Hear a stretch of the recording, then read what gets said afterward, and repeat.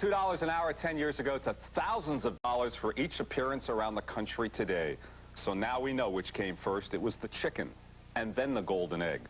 And that'll do it for our pregame report. I'm Len Berman. Enjoy the game, everybody.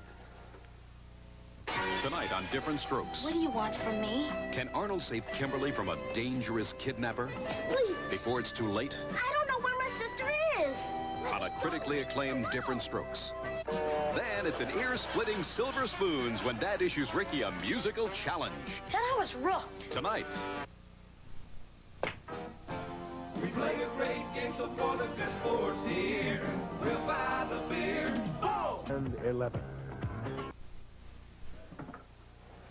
The year was 1977. Herman Franks was managing the Chicago Cubs. And at the midway point of the season, they were in first place. Now in '84, as we near the All-Star break, the Cubs are in first place again. In '77, it was Bobby Mercer who was the big gun for Chicago. He blasts this home run into the sun at Wrigley Field. Now it's names like Sandberg and Say that are leading the way. And in '77, the Bear was Rick Russell. Seen here winning his 12th game of the season against the Mets. That was 7 years ago today. A much slimmer Rick Russell will go to the Hill this afternoon as the National League leaders in the East, the Cubs, meet the San Francisco Giants.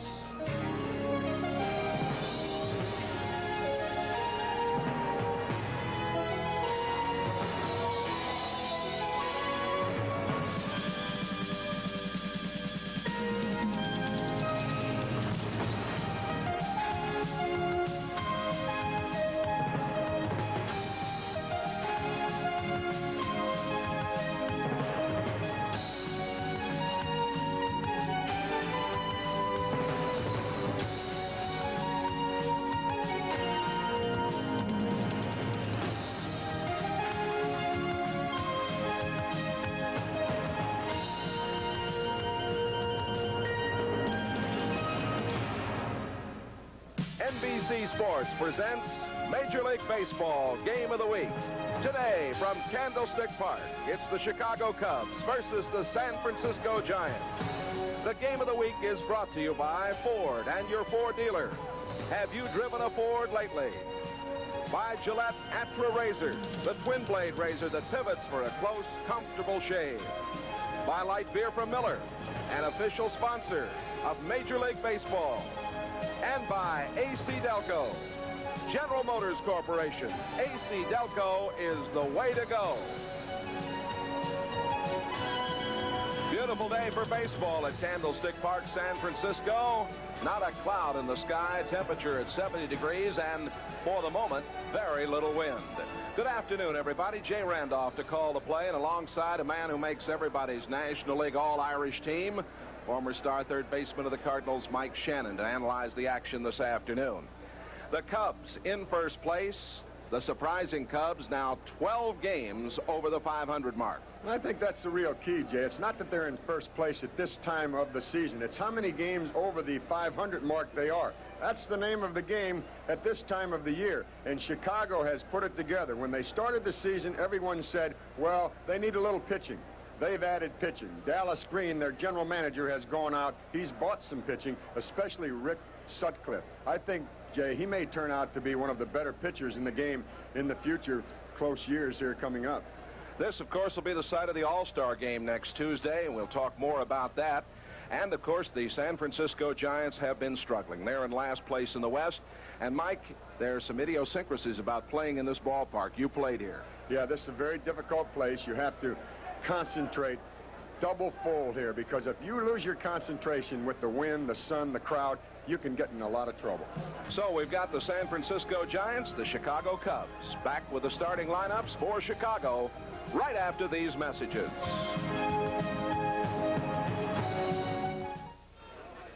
I tell you, playing polo is a lot tougher than it looks. Sure is. And even though the horses do the running, you still can work up a thirst. So after a chucker or two, we equestrians drink light beer from Miller. Yeah, light tastes great, and it's got a third less calories than a regular beer. And it's less filling. And that's important, because tomorrow we're going to try our hand at water polo. Yeah, I sure hope those horses can swim. Me too. Light beer from Miller. Everything you always wanted in a beer. And less. You're looking at two very special pickups. The one on the left, the most star program, the same one sold at the ballpark. This special edition highlights 51 years of all-star glory and is sure to become a collector's item. To order, send check or money order for $5 to All-Star Program, Box 8484, Trenton, New Jersey, 08650. Please make your check payable to All-Star Program. That's All-Star Program, Box 8484, Trenton, New Jersey. The preceding message was furnished by Major League Baseball. This is Don Zimmer, the third base coach of the Chicago Cubs, on a beautiful day in San Francisco, the game of the week. And this is Jimmy Fry's lineup for today's game. Bob Denier, who's done a great job for this ball club, has turned the club around, is leading off playing center field. Ryan Sandberg, who has been in a great hitting streak, and he has been voted on the All-Star team, playing second base. Gary Matthews, who's done a great job for us in left field. Batting fourth is Keith Moreland, filling in at first base for the Chicago Cubs. And Jody Davis, who was also picked for the All-Star game as the catcher. Thad Bosley playing right field. And today Ron Say will play third base and has always been a thorn in San Francisco Giants' back, playing third base. Owens playing shortstop, filling in for Larry Bowen, who's got some big hits for us in the last 2 or 3 days. And Rick Russo, the old-timer, who's doing a good job for us as the pitcher today. And a look at the defensive alignment of the Giants as they're in the field. As you see them, at third is Youngblood. Johnny Lemaster at short. Brad Wellman's their second baseman. Scott Thompson, the former Cub, will be at first base. Out and left, it's Jeff Leonard. Dan Gladden is a rookie center fielder just called up, and he's been just short of sensational here in a San Francisco uniform. Chili Davis, who normally plays center field for Frank Robinson's San Francisco Giants, has a thigh injury, and he's in right. The catcher, an all-star catcher, Bob Brindley. He's having an outstanding season. Here's Mike Krukow. He's the former Chicago Cub, and he will try to stop a 6-game winning streak that Chicago has against San Francisco as he works here this afternoon. He has pitched, as you can see, rather in and out on the season, and he's one that's going to have to get it together if Frank Robinson's going to climb from the basement in the Western Division. Krukow came from the Phillies in December of '82. He was originally the Cubs' number 8 pick back in '73. And he was drafted before that by the Angels. Krukow born in Long Beach, California. There is Frank Robinson. He's guided the Giants to winning seasons in '81 and '82. A man who was rather controversial, oftentimes unpopular because of his attitude, likes to keep people at a distance, but a former great star. His Giants floundering. He really hasn't had much pitching, Mike, and that's been a big problem for him. Bob Denier will lead it off, batting .324. 21 runs batted in, 2 home runs.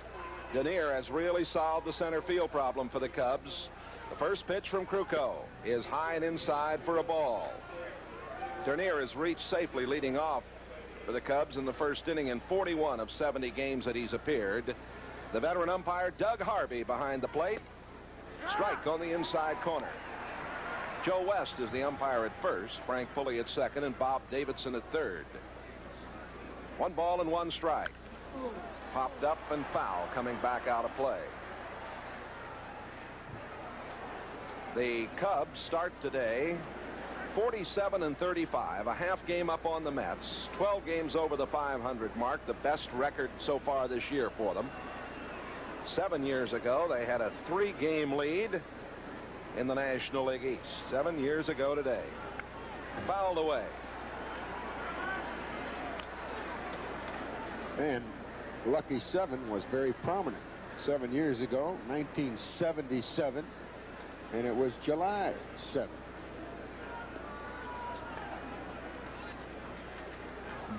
Krukow ready to come in. 1 ball and 2 strikes, and he just did get a piece of that. Denier came over from the Phillies. He hit only .231 for the Phillies last year, and as we mentioned, he has really solved the center field problems as he can do a job for you roaming the outfield. A long one into left, and Leonard has it measured, and there's the first out of the ball game. Dernier flies to Leonard in left. Jeff Leonard makes it look easy here in Candlestick. Plays every day out in left field. It's not that easy, though. Ryne Sandberg, 335 is the average. 52 runs batted in. He's hit 11 home runs. He has 20 doubles, 13 triples, leads the National League in those categories with one out. Down the line in left, foul. Ryne Sandberg with 115 hits on the All-Star team. That action here next Tuesday evening. This town really buzzing with the All-Star game coming up and the Democratic Convention. And at the moment, the Lions International are here from all over the world. Better than 15,000. That wonderful organization that does such great charity work, especially for the blind. They're having a good time. A play for LeMaster, and safe at first as Sandberg showed excellent speed, and LeMaster did not really hustle on this play as he got caught in between, Jay. We'll watch this now. See him come in there, and he slips just that bit there, and that's why he had to stop. And then his throw was from a flat foot. See right there? He tries to get some momentum back so he can get something on the throw. You see it sinking there at the last part. He came in, and now he's fixing that particular spot where the sand moved from his feet. Joe West, the first base umpire, called him safe, and it's an infield single. The 116th hit of the season for Sandberg, who leads the league in that department. Here's Gary Matthews. When things are going well for you, like they are for the Chicago second baseman, even the playing field helps you. Matthews leading the National League in walks with 54 and batting .272. One ball to count. There's a throw over. Jay, when you're having a bad year, you'd be the one that slipped coming out of the box going down the line towards first base. When you're having a good year, the fielder has the sand slipped from under his feet. The 33-year-old Matthews takes low. He was traded to Chicago, of course. The MVP of the National League playoffs. This fellow's a very graceful and aggressive gentleman under pressure. Matthews takes a strike on the inside corner. He homered here in the game last night. On Thursday night, the Cubs won 9-3. Last night, a 5-4 victory. They have taken 2 and all 6 this year from the Giants.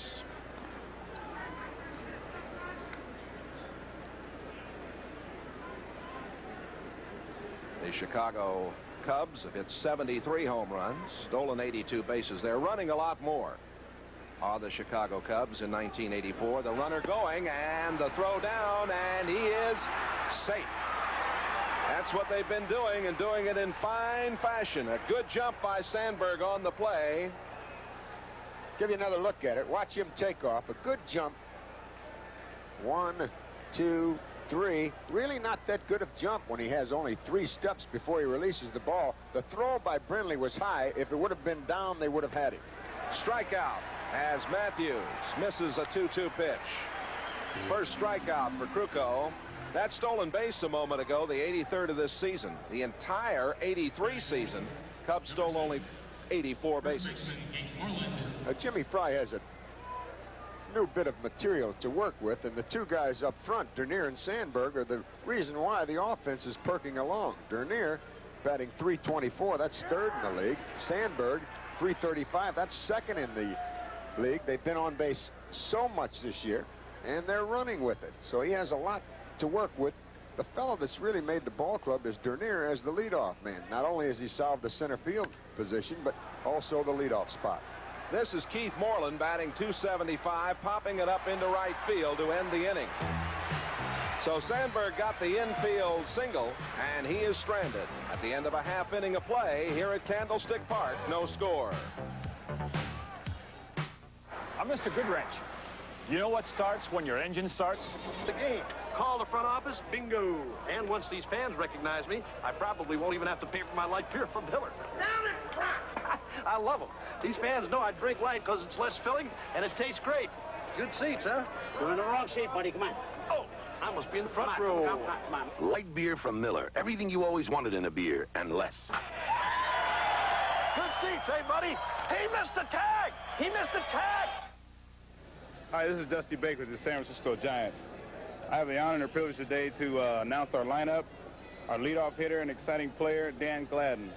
Our second hitter and catching, and our all-star, Bob Brindley. Our third hitter and also an all-star, Charles Chili Davis, playing right field. Our cleanup hitter, and should have been an all-star, Jeff Leonard. Batting fifth and playing first base, Scott Thompson. Batting sixth and playing third base, Joe Youngblood. And our shortstop, who's been playing outstanding as of late, Johnny LeMaster. Our second baseman, Brad Wellman. And our pitcher today is Mike Krukow, and I'd like to say to my mother and father, hello in Sacramento, California. And I'm not starting today, but I should be in the game before the game's over with. All right, and a look at the defensive alignment for these Cubs. Moreland will come from the outfield and play first base this afternoon. Ryan Sandberg, their all-star second baseman. The youngster Owen is at shortstop today, and he's played very well of late. Dave Owen. Ron Say is the very fine and veteran third baseman. Gary Matthews in left. Bob Dernier is their center fielder, and Thad Bosley will have the duties in right field. Their catcher, another all-star, Jody Davis, and he's putting it all together. On the mound today, Rick Rush. As we showed you before the ball game, going back in his career, he has lost a tremendous amount of weight, and he still is a good pitcher. He's a very good athlete. 35 years old, out of Quincy, Illinois. Came up back in '72, and he's set to face Dan Gladden. Gladden, very fast, goes down to first in 3.4 seconds, has an 8-game hitting streak. At Phoenix earlier this season, he had 32 stolen bases, 70 runs scored, and he has that .386 average. He's done quite a job. Deep into the hole, and Owen comes up and safe at first. Owen, playing for Larry Boa, frankly considered a better fielding shortstop than Boa, who has a little leg problem, couldn't make the play. Dan Gladden was hitting .397 at the AAA level in the Giants organization. No room for him up here.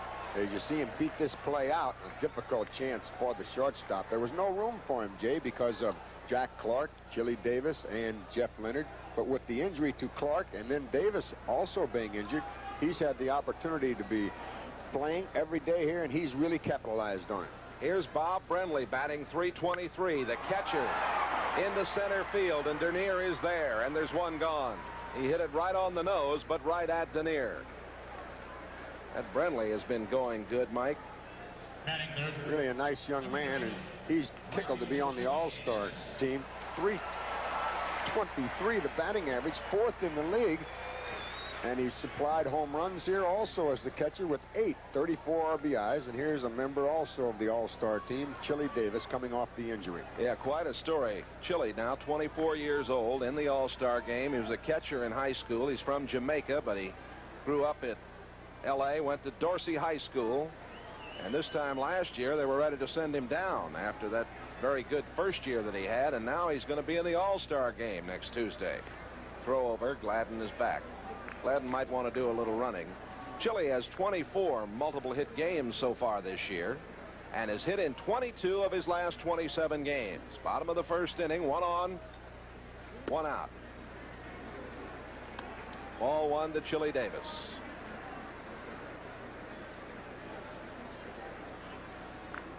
Russell, his 13th start, the second this season against the Giants. Had an assortment of neck and shoulder ailments in spring training.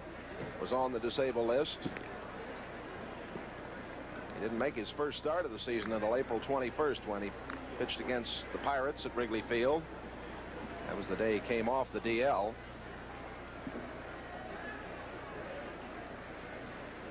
He was released by the Yankees. Started his comeback at Quad Cities. And really quite a story. Low and outside. 2 balls and no strikes.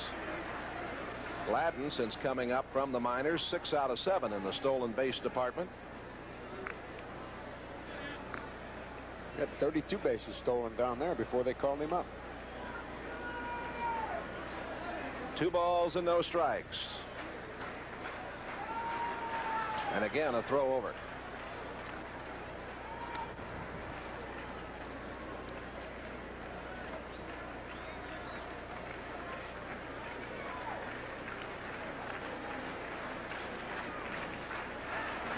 And they do it again. Don Buford there, the first base coach, former star at USC. Been a heck of a baseball player. Good man. Buford coaching at first, and Mr. Danny Ozark is across the diamond over at third, former Philly manager.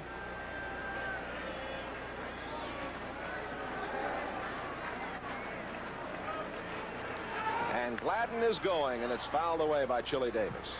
Talking about Buford, Jake. He was an executive for one of the big national chains here in San Francisco. And when Frank Robinson was named manager, he talked this man out of leaving his position and coming on as the coach. Good baseball man, no question about it. 2 balls and 1 strike as Chili Davis steps back in there against Rick Russell. And Gladden is going again. And it gets through. Gladden will go on to third. They're at the corners with 1 out. Very alert play by Ron Say as the ball came from the outfield. It was missed by the shortstop. Went off his glove, and Say very alertly backing up the play, even though there was a man coming into his base. Keeps the man at first and at third. Otherwise, they would have both moved up. The Cubs will suffer a little today because of Durham being out of the lineup. He's their normal first baseman, so they've moved Moreland in first, and they put Bosley in right, so they have to suffer defensively. Jeff Leonard, 22 runs batted in his last 23 games, and 288 is the average. Leonard probably became the Giants' best all-around outfielder last season. He led the club in runs batted in, has a fine arm. Out to the shortstop, double play possibility. They get 1, wide throw, and it's 1-0. The throw was wide at first base, where it looked like they had a chance to double up Leonard, and the Giants take the lead. They should have had 2.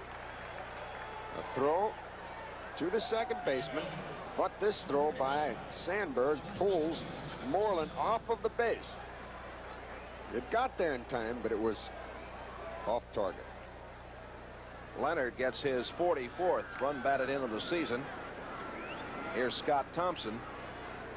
Once again, Jay, people moving around now on the Chicago team. Boa's not playing shortstop. Owen is in there.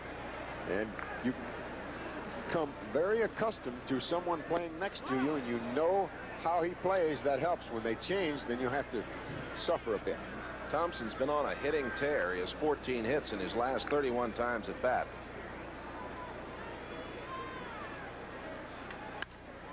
And right back to Russell, fielding his position, throws him out. The Giants break on top.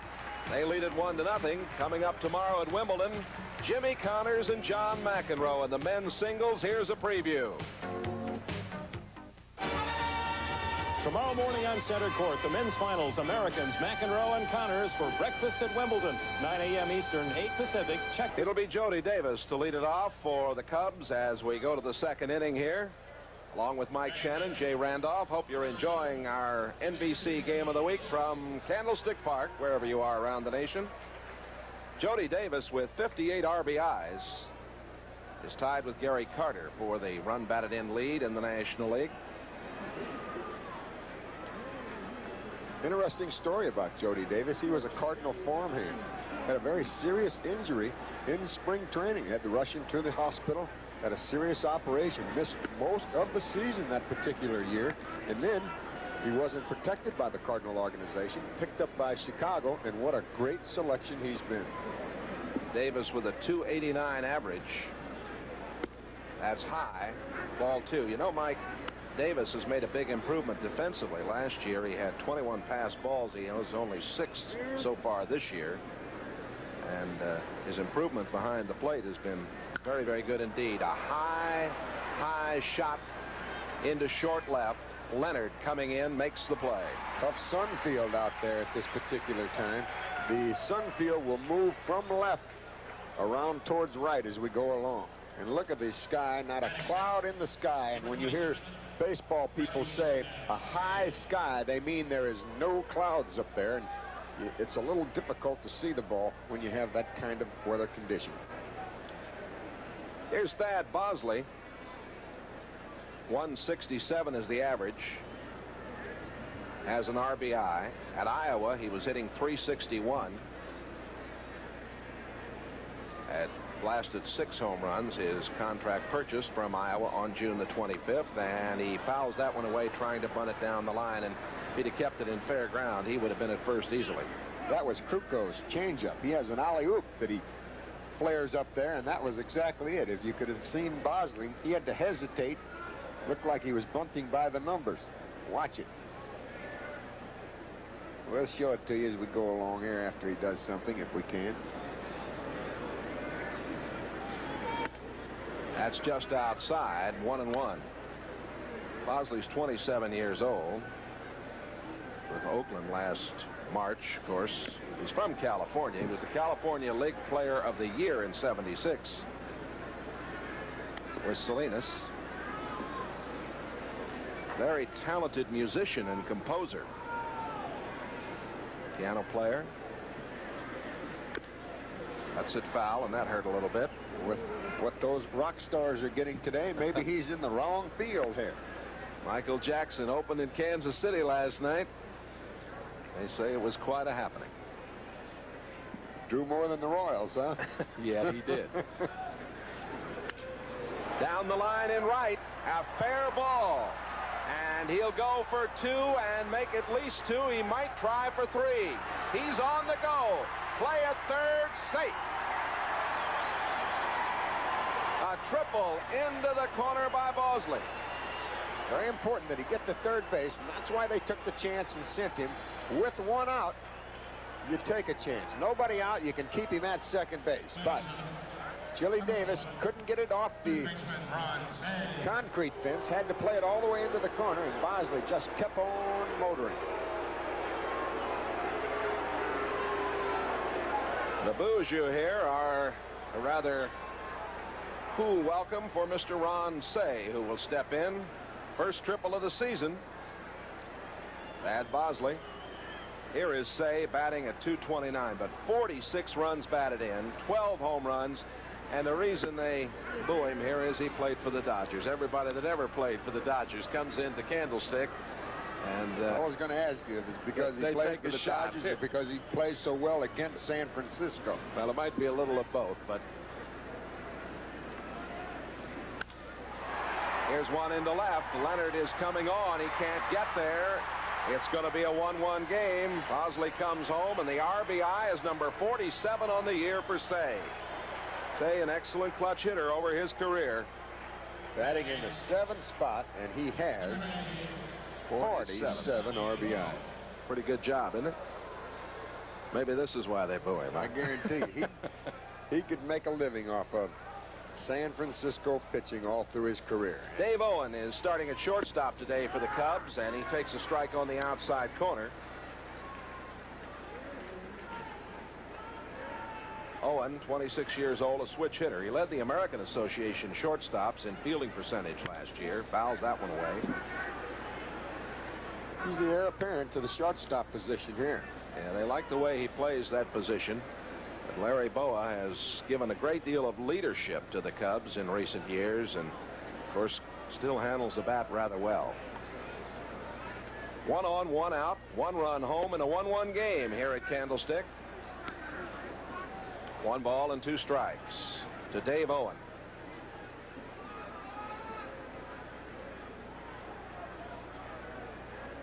Owen is from Cleburne, Texas. He went to school at the University of Texas at Arlington.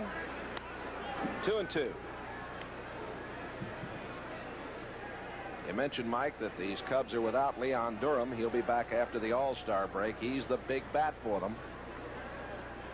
They have a couple of their pitchers that are coming back also. This is way foul as he get it up into the wind off to the right. It really carries well here. But they had Sanderson pitch in this series and pitched very well as he picked up a win. You see Leon Durham, he was injured, and he'll come back the first game after the All-Star break. And you also mentioned about Dick Ruthven pitching at Lodi and doing well. He'll be available before long. Strikeout.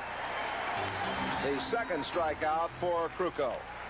Yeah, you know, Durham with that jammed right shoulder, and they missed Lake with hepatitis. Ruthven had the shoulder surgery. Verizon with a broken thumb. Hasse with a left knee problem. The Cubs have had their problems physically. And when you look at their roster, they have listed only one catcher. That is Jody Davis. But the man playing first base today could catch if you have to. But if Jody Davis goes down now, they could be in real trouble. Russell pops it up into left center, and the center fielder Gladden makes the play. But the Cubs get the triple and the RBI from Say, and it's tied up 1-1. I crushed a lot of quarterbacks in my day, and I'm real sorry. So I wrote this letter. Dear quarterbacks, I apologize for the way I treated you. Please let me buy you a light beer from Miller. Light's my beer because it tastes great. I'm sure it's yours, too, because you little guys can't afford to get filled up. Hope to see you soon. Sincerely, L.C. Greenwood. Light beer from Miller. Everything you always wanted in a beer, and less. There we were in no man's land when the moving truck died in the sun and the sand.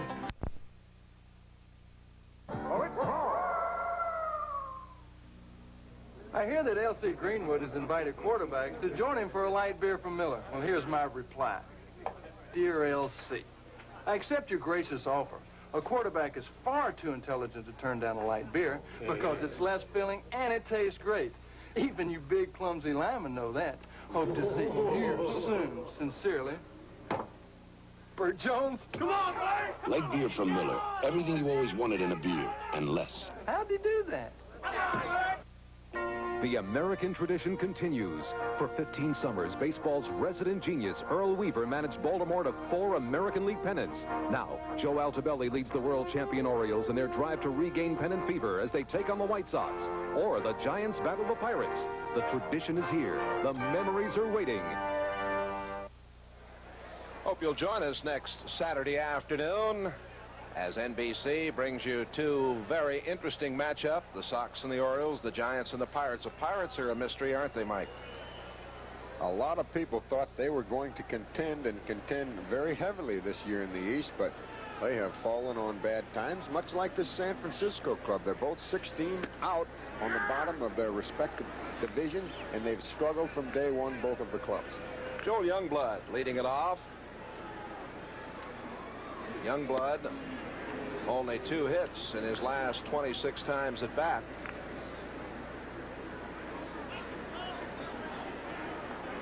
He has 34 RBIs, 6 home runs, 267 the average. And there's why Rick Russell has been a winner during his career. The sinker. His ball goes down in a big hurry, and it's also a heavy ball. 1 ball and 2 strikes to Youngblood, who's been a pleasant surprise with the Giants. Tell me what you mean by a heavy ball. Now, I had a guy ask me that one time, Jay. You know what I had the opportunity, as you see the strikeout here on the breaking ball, I had the opportunity to say, okay, come on over here. I knew 2 guys, one that threw a very heavy ball and one that didn't. So I said, I'll let you have the demonstration yourself there. One guy threw it, he caught it, and the next guy threw it, the heavy one, and it's just heavier. When it hits into your hand, it is heavier, and they throw, if you took the velocity, maybe the heavy ball would be slower, but weighs more when it hits your hand. And Russell's a guy like that, and it means a lot because when it hits the bat, it really crushes into the baseball bat. It doesn't come off of it as good. A lighter ball flies off the bat. All right, they say a curveball is an optical illusion, too, but I'm not so sure. Johnny LeMasters batting .228. The strikeout of Youngblood was the first for Russell. It was when my bat came after it. LeMaster with 25 RBIs, 4 home runs, fouls it away. LeMaster has a 7-game hitting streak going at the moment. He is a streak hitter, no question about that. 30 years old. They call him Bones. He's worked very hard to beef up and to strengthen his body. Mike Shannon, you and I'll have the opportunity later in today's game to pick the player of the game, the Miller Highlight Player of the Game, as the Cubs and the Giants go at it. That's low. Well, is this an optical illusion or isn't it from Russell? The curveball. Well, let's see. It starts way up there, goes way outside. How do they do that? LeMaster, opposite field into right, and on the run, it's Bosley, but he can't get there. He crashes into the pitching area down there, and it's going to be a triple with 1 out for LeMaster. Bosley got hung up in the bullpen down there, among other things. And also, as you see the dirt mark on his uniform pants, you'll see where they had camera day here earlier this morning, and the folks really chewed up the field right in that area. It goes into the bullpen, and you have to dig it out as you see the right fielder get to his feet and get it back in. There's another look at it. Right in that area, the ball hits his foot and then into the bullpen, and he's really fortunate that the ball hit his foot. If it didn't, he may have circled the bases. In a 1-1 game, Wellman is at the plate. The second baseman batting .245. 10 runs batted in, a home run, and a chance to put the Giants on top. The infield is pulled in. Squeeze play could be in order here also, Jay. Although Robinson has not squeezed much during his career. He's flashing some signs now. No, he doesn't bunt very often. Many people think that's an influence from Earl Weaver.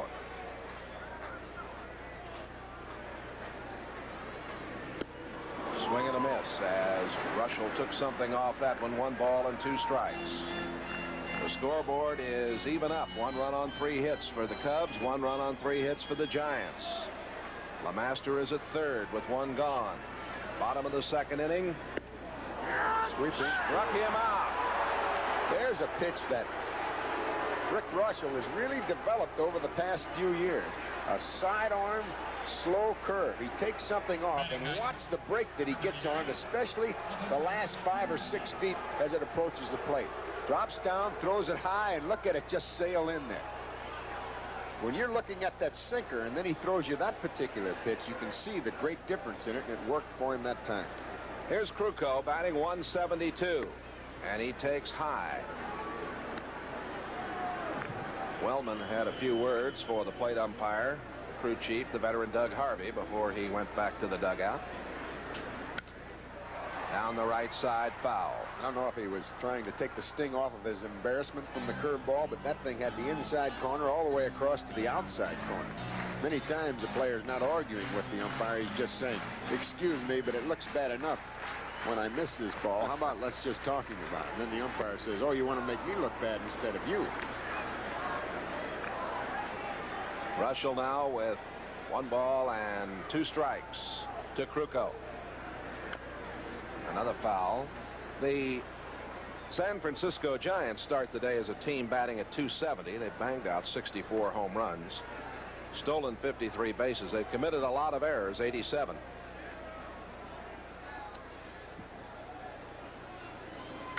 And this will play for Bosley, who came out of nowhere. He rushed in front of that one as Krukow made a bid to put his club in the lead. The ball always carries back towards the line here, and that helped Bosley. He missed the other one, the triple. This one he catches. We'll be right back with more after these messages from your local station. Saturday Night Live welcomes host Michael Douglas. It's a tough job, but somebody's got to do it. Plus Denise Williams, the Footloose Kenny Loggins, and more on Saturday Night Live.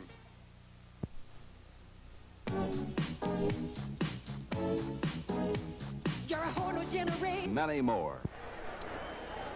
Bob Denier will lead it off as we move into the 3rd inning in a 1-1 game. Denier, who flied to left to start things off this afternoon. Cubs have won 4 in a row.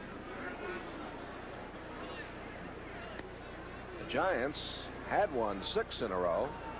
Lost a doubleheader here the other day to the Cardinals, and then a gone down in the first 2 games here. 1 ball and 1 strike to Denier.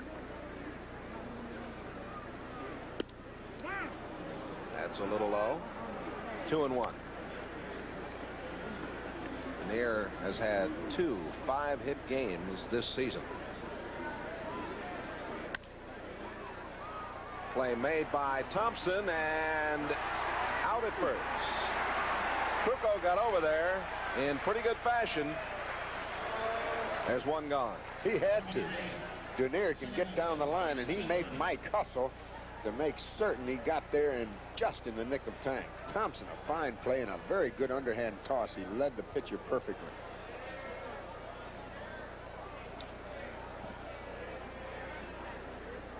Krukow ready to come in to Sandberg. An infield single and a stolen base in the first inning. What a year this fella's having. Probably was the most underrated second baseman in the game. Not anymore. Youngblood throws him out. There are 2 gone. Well, right here on the game of the week, he put on a demonstration for the folks around the country.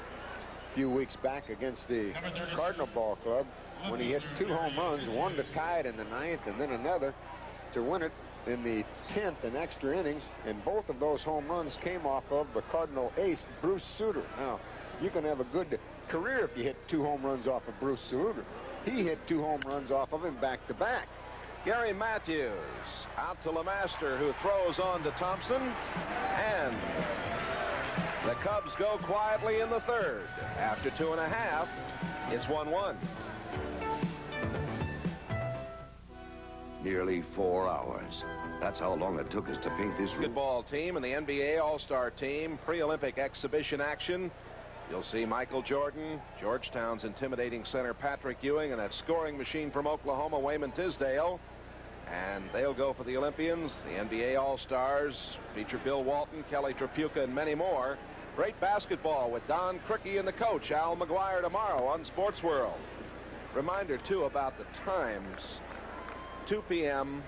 Pacific Daylight Time and 3 p.m. in the Los Angeles area for that coverage tomorrow. Leading it off is Gladden. 2 balls the count. Rick Russell with a record of 4-4. On the mound this afternoon for the Chicago Cubs, leading the National League East. A bunt. Say comes on and in time. Boy, a fine play by Ronnie Say. Up the line, barehanded it and threw on. You won't see a better play by a third baseman as long as you come to the ballpark. Great bunt by the rookie, and look at this play by the third baseman. Phenomenal. Just a great play. He had to barehand the ball. It stayed down on the grass, threw off the opposite foot. That was excellent. The Penguin can do it. Here's Brenly. He lined to center field in the first inning. The Giants got 1 in the first. The Cubs tied it up in the second. Well, it looked like Brenly might be thinking about doing a little bunting as he took ball 1. I'd say, well, you could do that once. Let's see. You can't. You could never do it twice, could you? That's inside for ball 2.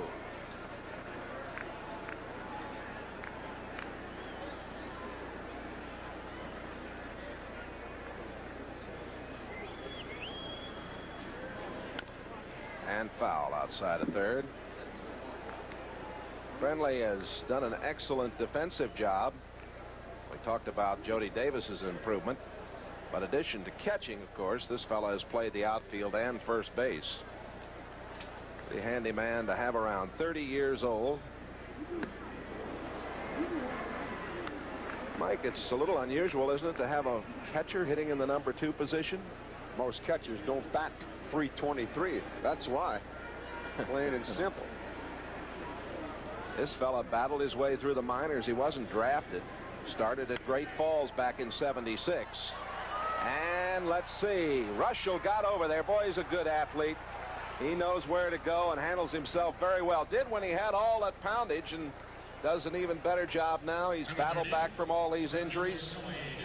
We talked about the Defense suffering somewhat because of some of the switches, but when you have veterans like this, Russell and Say, you see they're right where they're supposed to be. Excellent defense by the veterans in the early going. So Brenly grounds out 4-1, and with 2 gone, here's Chili Davis. He singled in the first inning.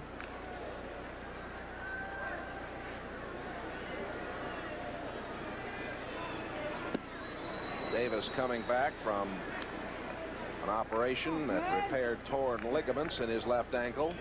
Made the all-rookie team, of course, in '82. The Sporting News voting him to that team. And as you say, he got in the doghouse out here last year. Frank Robinson sent him to the minor leagues. 1 ball and 1 strike with 2 gone.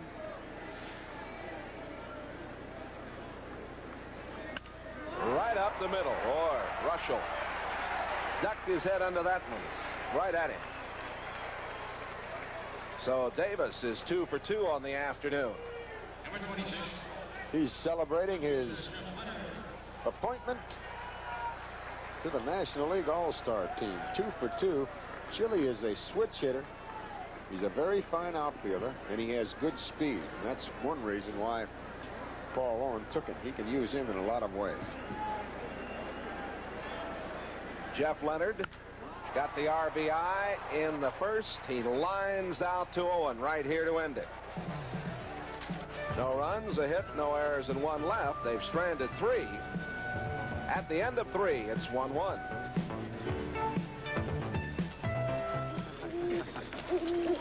This camping trip was a good idea. Yeah, it sure is relaxing. Peaceful. Groovy. Groovy? Kind of dark, though. Man, I'm getting thirsty.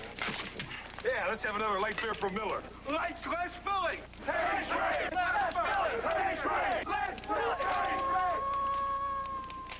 What was that?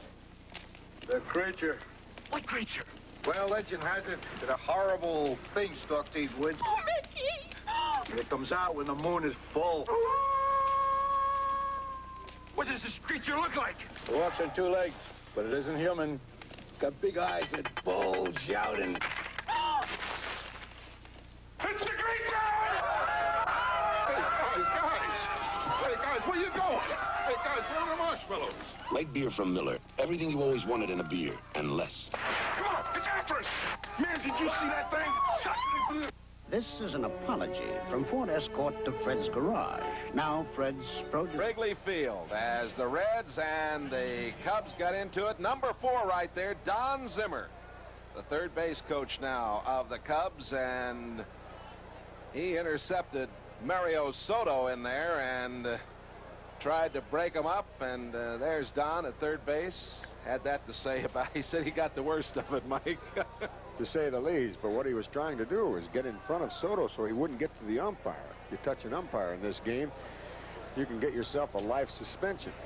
Keith Moreland will lead it off in the 4th. He flied to right back in the first inning. You know, Don Zimmer has never drawn a check that wasn't from baseball. This man has been in the game all the way. And a good baseball man he is. Excellent baseball man. Been a manager. Loves thoroughbred horse racing. I'm reminded you'll see the Breeders' Cup, of course, here on NBC.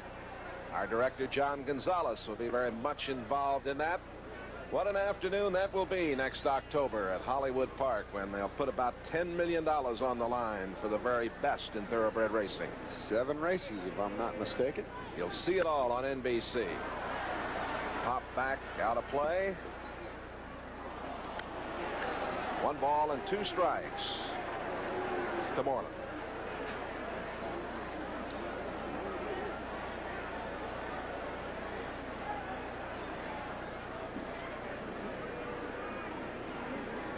Moreland's a much different hitter now than he used to be because he takes the ball into right field like that. At one time, he liked to pull everything. But when he came from Philadelphia to Chicago, he changed his hitting style to go the other way more often. Much like the bull that used to be at Philadelphia, Greg Luzinski. He's been a liability somewhat on defense, but makes up for it. LeMaster at shortstop makes the play in time. 1 down.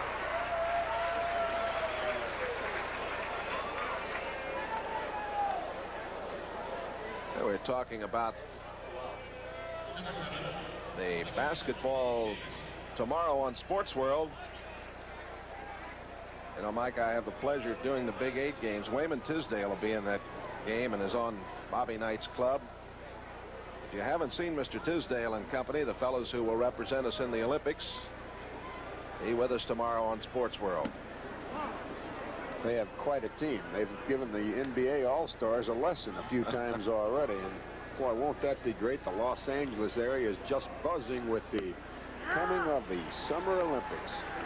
Jody Davis flied to left to start the second inning. 1 ball and 1 strike to him with 1 gone here in the 4th. It's a 1-1 game. The Giants have 4 hits. The Cubs have 3. That's inside.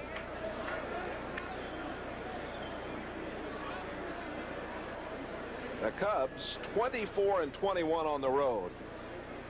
Yet they had the 2nd worst record on the road last year in the National League.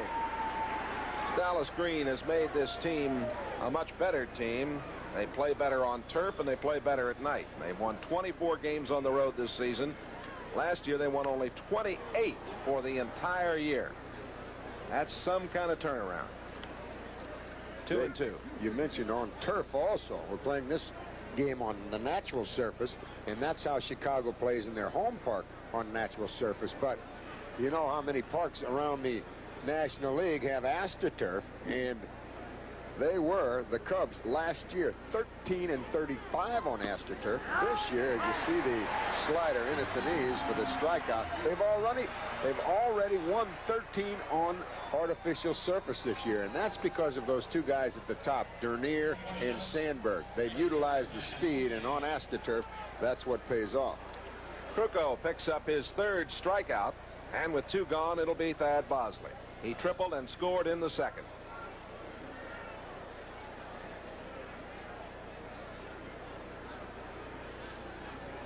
The Cubs have improved in the field, certainly. They've committed 65 errors. And only the Cardinals and the Mets have committed less. The Cardinals have the best fielding percentage from the standpoint of errors. They have committed only 54. The Mets have committed 60. And then come the Cubs. San Francisco, on the other hand, is 11th in the league with 87 errors. Philadelphia with 96. Youngblood across the diamond. And the Cubs are down 1-2-3 in the 4th. After 3.5 innings of play at Candlestick Park, the Cubs and the Giants tied at 1. Working hard against the clock could mean first for the Cajun cutie from her jealous husband. It's a hot night rider Sunday.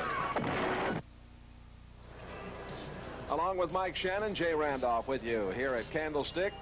Here in old San Francisco, they call it the stick. It can be a problem for you, but so far we haven't had any wind come up to really cause any problem for the outfielders. Just wait a while. It'll be here, I guarantee you. It comes, it goes, and it can really get you in trouble. We've got a 1-1 game going, the Cubs and the Giants, and the Cubs having a very fine road trip. They have really been playing excellent baseball on this trip. 7-2 in the 9 games that they have played on this West Coast swing. Thompson leading it off against Russell here in the 4th inning. He grounded out back in the 1st.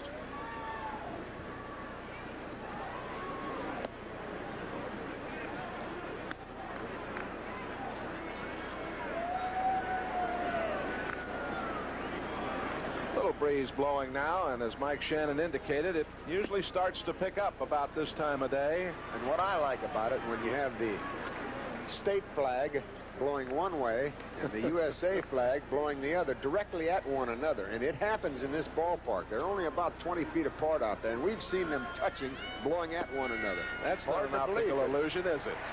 Hard to believe, but it's true. The first walk given up by Rick Russell puts Thompson at first. And Joel Youngblood will stand in. He struck out back in the 2nd.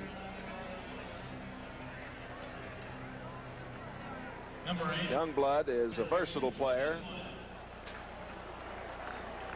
He's been around, was with Cincinnati, St. Louis, New York, Montreal. He was an all-star for the Mets in '81. Tonight in the National League, Cincinnati plays the Mets in New York. Quite a pitching pairing there. Soto against Gooden. Houston's at Montreal, Pittsburgh at San Diego. They pitch out, and they got him dead to rights. Good hit and run trio there, and the Cubs were alert to it.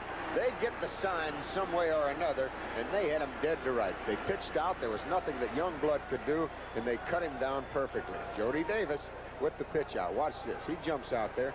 Youngblood can't reach the pitch on the hit and run, and easily is Scott Thompson out at second. He couldn't even slide. One strike to count to Youngblood with one gone now. St. Louis at Los Angeles tonight. You ought to see. We'll get a picture of Frank Robinson down there. He's walking up and down the dugout. Now he settles down at his spot right on the end. But he's concerned now that they picked up his sign some way or another. You just see that wind. It's starting to whip up here. That's just outside. A sweeping curve that didn't make it. 1 ball and 2 strikes. Frank Robinson. Boy, was he some kind of player. MVP, both leagues. Now he ducks back in behind the wall there. That hit him. That pitch. Oh, Youngblood will go to first base with 1 out. Sinker runs in on the right-handed batters, and if you think outside, that ball will come inside and get you. As you see Joel have the ball strike in. We're mentioning St. Louis playing at L.A. tonight, Mike. The Cardinals will be taking a look at the youngster Rick Owenby up from their farm club. And folks in the L.A. area want to take that one in tonight. Owenby against Pena. And also announced by that Cardinal Ball Club that Joaquin Andujar will not come to Candlestick Park here for the All-Star game, and Fernando Valenzuela has been announced as his replacement, and that's great. That's 4 years in a row now. Into the hole in left. Runners at first and second as LeMaster got it through there, and LeMaster, who tripled in the second inning, is 2 for 2.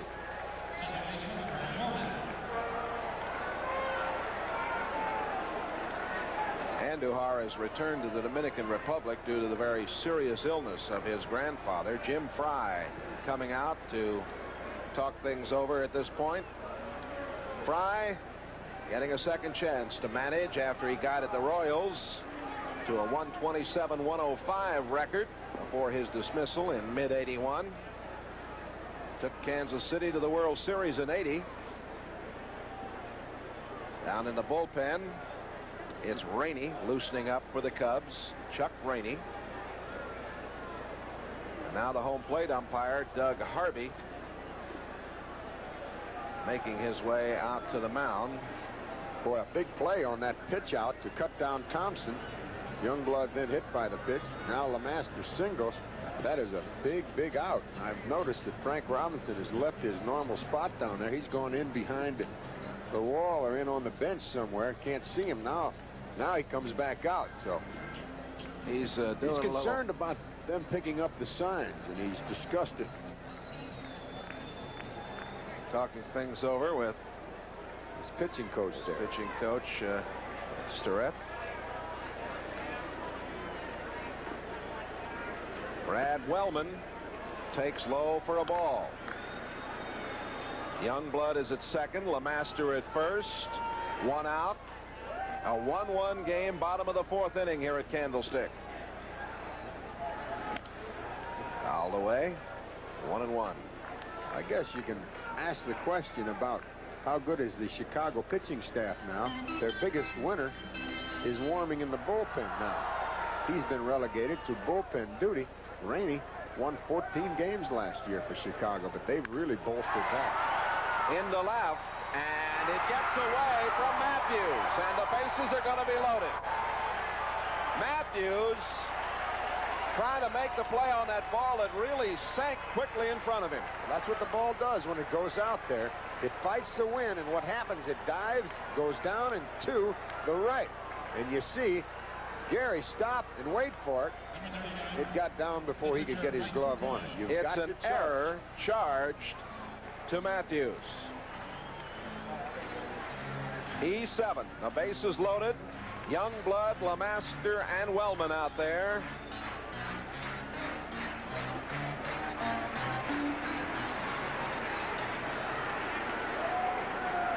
Mike Krukow will have a chance to put his team up. And he talked things over there with Danny Ozark, the third base coach. Russell's thrown a lot of pitches. A lot of pitches have you seen there on the screen. Matthews committing that error. It's his 9th error of the season.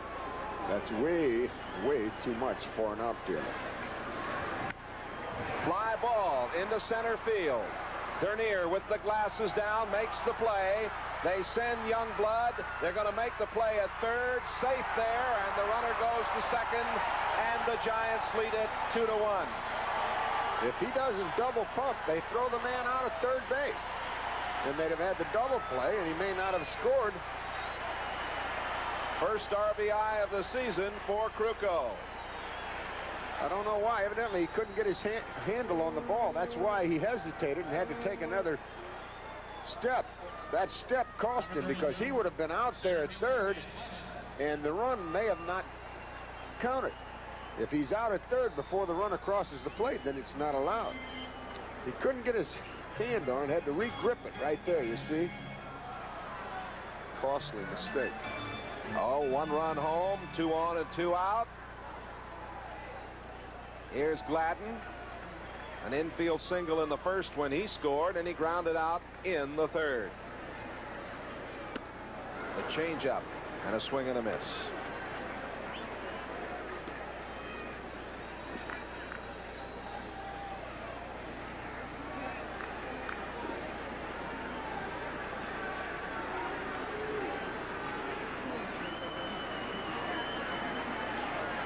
Five hits now for the Giants.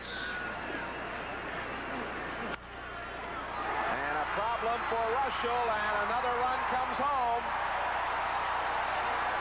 Russell should have had it. Got the ball on the glove and then slipped on the mound. Came up empty, and it is 3-1 Giants. They're going to give him a hit on it, but Rick Russell is a very good athlete. You ask him, he'll tell you he should have had that. Just went off the end of his glove, and that's all it took. The youngster Gladden runs very well. He gets to first base easily. It's an RBI single for him, and he's 2 for 3 today. And Brenly is going to be at the plate, but I think that's going to be all for Rick Russell. Yep, we're going to get Jim a new Fry walking slowly to the mound, and my guess is that he's out of the game. He has to be. It's the second visit out there. Somebody has to leave. Somebody does, that's right. So Russell, who couldn't come up with that ball hit by Gladden, and then had the error behind him committed by Matthews, leaves this game. We'll be back with more from Candlestick in just a moment. If you miss Summer Sunday, USA, you missed McGovern squaring off with Watt.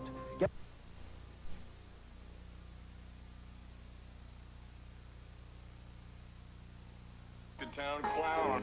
It's first time out of the bullpen. He's been a starter. 5-7 the record, and the first pitch to Brenly is high. Rainey from San Diego became a Cub December of '82 when he was acquired from the Red Sox in exchange for pitcher Doug Berg. The runner goes from first, and he'll have to come back as that one's fouled away, and it's 1-1. The Giants have played at 2 here in the bottom of the 4th and lead it 3-1. Rather unusual inning. A walk and then an attempted hit and run. The man was out stealing on a pitch out. Then Youngblood hit by a pitch. LeMaster got a base hit. An error, a big error by the left fielder. A sacrifice fly by the pitcher. An infield single, and the runner's going again. And he'll be there as Brenly took a cut and came up empty. That kid Gladden has come on the big league scene like he's playing out in the sandlot somewhere. Nothing slowed him down. That's his forte, that speed. He came in hitting .386 today, and he's 2 for 3. And foul just outside the line.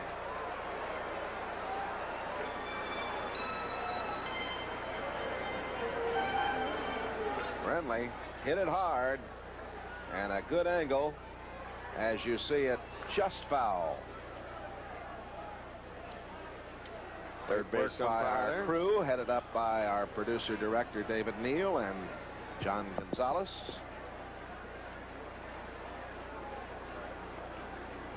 Friendly hit .292 in April, .373 in May, .267 in June. So far in July, he's 10 out of 24. That's low. 2 balls and 2 strikes. 2 runs home, 2 out. At third base, Ad Wellman. Gladden's over there at second. Into right field. Bosley has it measured. Or Bosley, I should say, excuse me. Well, that'll do it. 2 runs for the Giants. It's 3-1 San Francisco. We'll be right back after these messages from your local station. You miss some. Sheriff Lobo couldn't get elected town clown. It's comedy and action. Hold on, boy. The beat. 48-year-old Frank Robinson, born in Beaumont, Texas, but reared just across the way in Oakland, California. And across from him, Jim Fry. You remember he was bad rapped for having Dave Steve bat in the '81 All-Star game, but there was no pinch hitter available. Freddie Lynn had gone to the clubhouse and didn't tell Fry. 52 years old from Cleveland, Ohio. Ron Say to lead it off in the 5th. 1 for 1 today. The single and RBI in the 2nd. Giants leading at 3-1 as we move into the 5th.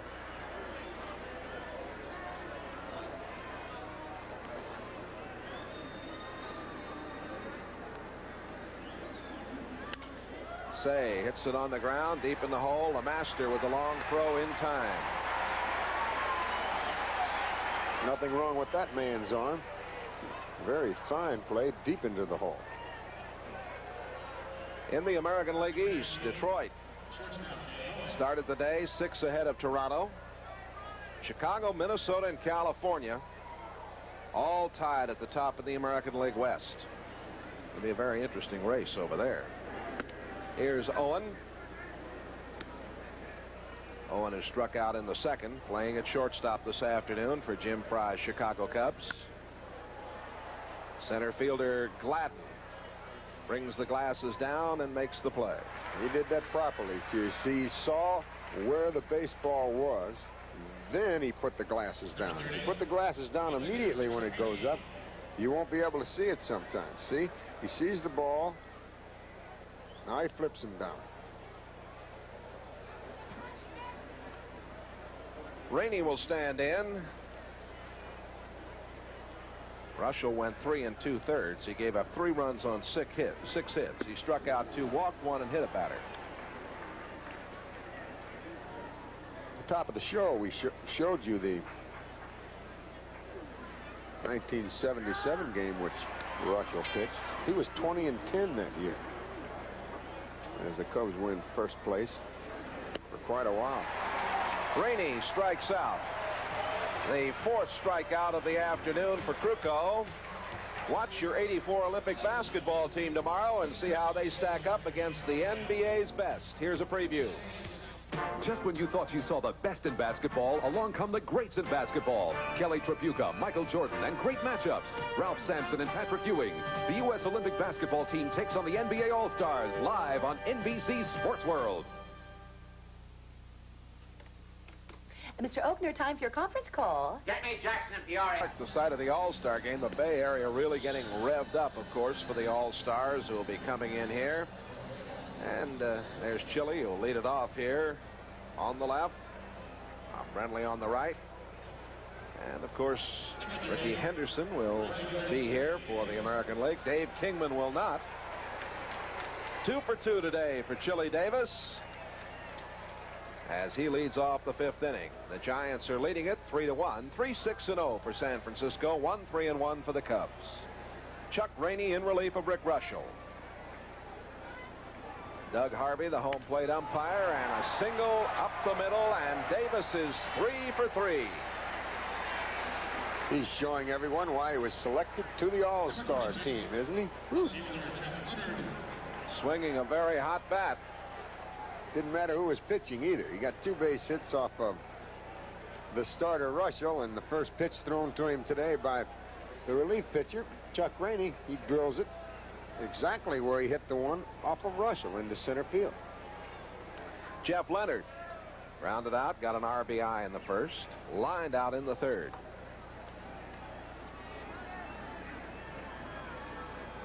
Rainey faked the throw over, and the first base umpire called a balk, but he didn't know that the home plate umpire had called time. Time had been called. So that's what the fans over on the first base side are having some fun with. I'll talk with you, Mike, about the balk rule. It's changed a little bit. That's fouled off the plate. Well, they've rewritten the rule. It's not that the interpretation is any different this year than it has been in the past. They have actually rewritten one particular phase of the balk. And it has to do with the stop. Correct. It used to be that if you just came down and you stopped at a position, you could do anything else you wanted. For instance, you could come down with your hands, keep them going, and start up with your foot and keep going with the hands, then stop. But now you have to stop before you start up with the leg. And we saw it right there, and here is Leonard singling into left, and Chile goes on to 3rd. Another Great good reason. runner. Yes, another good reason. And we talked about Chile Davis and some of his abilities, great speed, and alertly, he just kept on going into 3rd. Number 41, first baseman Scott Thompson. Just into the hole, as you see Leonard turn on that sinker from Rainey, and Davis all the way to 3rd base as Danny Ozark flashes the sign for how many outs there are. None. Runners at 1st and 3rd for Scott Thompson, and he takes low for a ball. Thompson grounded out in the 1st and walked in the 4th, and then was out stealing. The Cubs will give the run and take the double play if they get the ground ball. They get one right up the middle. 4-1 Giants. And over to 3rd base goes Leonard as they're just running wild here. Dernier having a little trouble out there. Yeah, Dernier again had trouble getting the ball out of his glove. 2nd time in this game.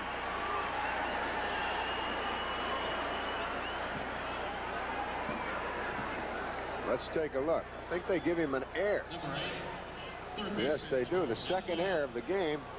Thompson really tees off. Low ball hitter. He drills it out there. He can't come up with it. And once again, an error by the Chicago outfield. Dernier has not made very many errors this year. Brewster up and throwing in the bullpen for the Cubs down the line and left. Youngblood, there's Brewster. Youngblood has struck out. He was hit by a pitch in the 4th and scored, and that's low. And Rainey, who got Brenly to end the 4th, hasn't been able to get anybody out here in the 5th.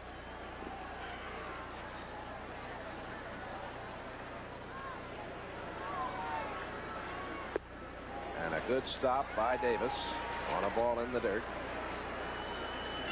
9 hits now for the Giants.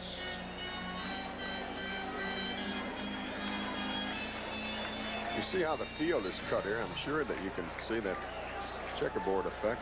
They do that purposely. Foul. And this field is in very good shape, except for the problems that are created today by this big crowd here for camera day on the field. But I'm sure it'll be looking very, very good come Tuesday night. The reason they cut the field like that both ways, they send the cutter, then the ball will stay straight when it rolls. If you cut it just the one way, it'll just keep on going. It gets a nap to it. in a grain where it just would keep going in one direction. So they cut it both ways so the ball was straight. Right. Do the same thing on the greens. Speaking of greens, don't forget next weekend the Anheuser-Busch Golf Classic on NBC from Kings Mill on the James in Williamsburg, Virginia. 4-1, the Giants leading. A throw over to first. Back in time. Scott Thompson. Thompson's there at first. Leonard is over at third. Davis is already home. There are none out. And it's 4-1 Giants.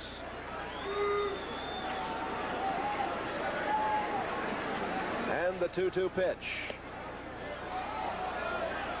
3-2, and the ball just getting away a couple of feet from Davis. Youngblood is a handy man to have around. He can play the outfield or the infield positions. Born in Houston, Texas. Payoff pitch, the runner going, and it's fouled away, and we'll do it again.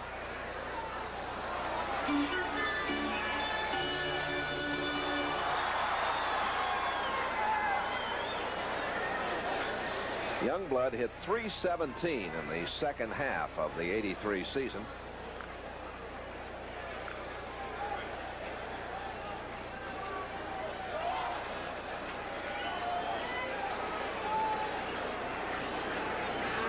Mike, I'm reminded that on August 4th of '82, Youngblood got a hit for the Mets and for Montreal in the same day. That's like the famous trade made between two National League clubs where they switched players in the middle of a doubleheader. After the first game, one player went from one side and took the place of another. They switched dugouts. That's happened before in the game. We've had some interesting things happen in the past 5 or 10 years. Charlie Finley out here in this area trading a manager for a player. That's right. Chuck Tanner going to Pittsburgh. And a walk to Youngblood. That loads them up with none out for Johnny LeMaster. First walk given up by Rainey.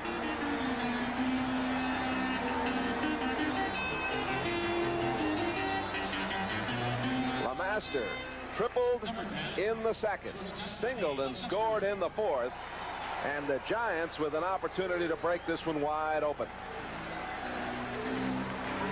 The infielders will play in at the corner. Now they bring them all the way. Now they bring the shortstop and the second baseman in, so they'll come home. Everybody will come home with the baseball, and you can get the double play home to first. That's what they're looking for. High for a ball to Johnny LeMaster.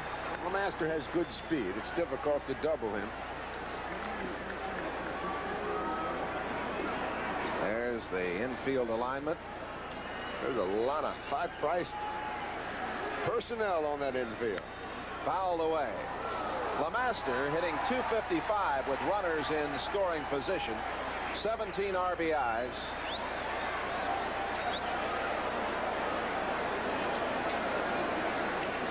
Chuck Rainey in a heap of trouble here.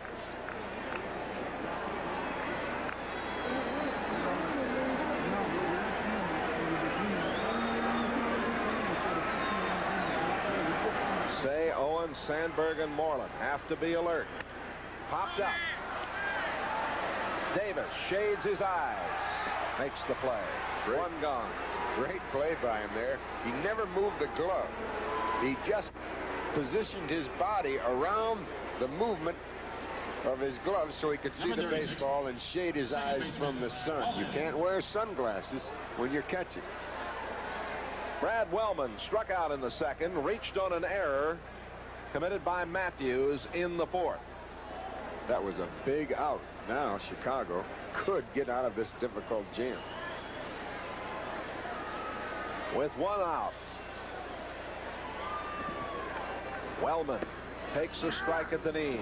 They still have the infield in, although the shortstop and the second baseman could take the conventional double play depending on where the baseball is hit to them. With the pitcher up next, though, Jay, they want to force that man at the plate. This is foul into the seats. Rainey could use the strikeout. No balls and 2 strikes. There are the runners. Leonard. Thompson out there at second. Youngblood over at first. The Ducks are on the pond for the Giants, who lead it 4-1. And the strikeout, a big one for Rainey right there. His first. Oh, he's got an opportunity to get out of here with only 1 run scoring. Number 39. He gets Wellman on this breaking ball. Slider low and away. A very good pitch. And if you'll take a look at the action at the end of the Giant lineup today, it hasn't been good. Wellman has been in a key spot 3 times in succession, and he has not been able to produce. The only time that he did is when he hit the ball into left field, and it was air on Matthews. Krukow has lined out, fly to center. In the 4th, he got an RBI. To the shortstop. They make the play, and they get out of the jam with only 1 run coming across the plate. After 5 innings at Candlestick Park, the Giants lead it 4-1.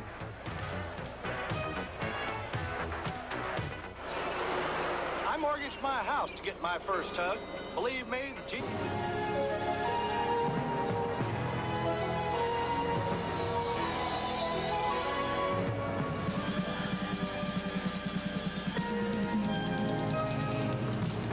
Tradition continues here at NBC with our coverage of the game of the week and our coverage of the Crazy Crab. Boy, he is, I guess, the most unpopular mascot in Major League Baseball. He's been entertaining, though, while we've been away. It's 4-1, the Giants. And it is Dernier leading it off as we come to the 6th inning. He's flied out and grounded out. And Mike Krukow is doing what he has to do if San Francisco is going to get back in this. He has retired the last 11 Chicago Cubs that he's faced. And he's thrown only 62 pitches so far. He's done an excellent job. 1 ball and 1 strike to Dernier. He started the day batting at .324, down to .321. And a play for LeMaster. And in time.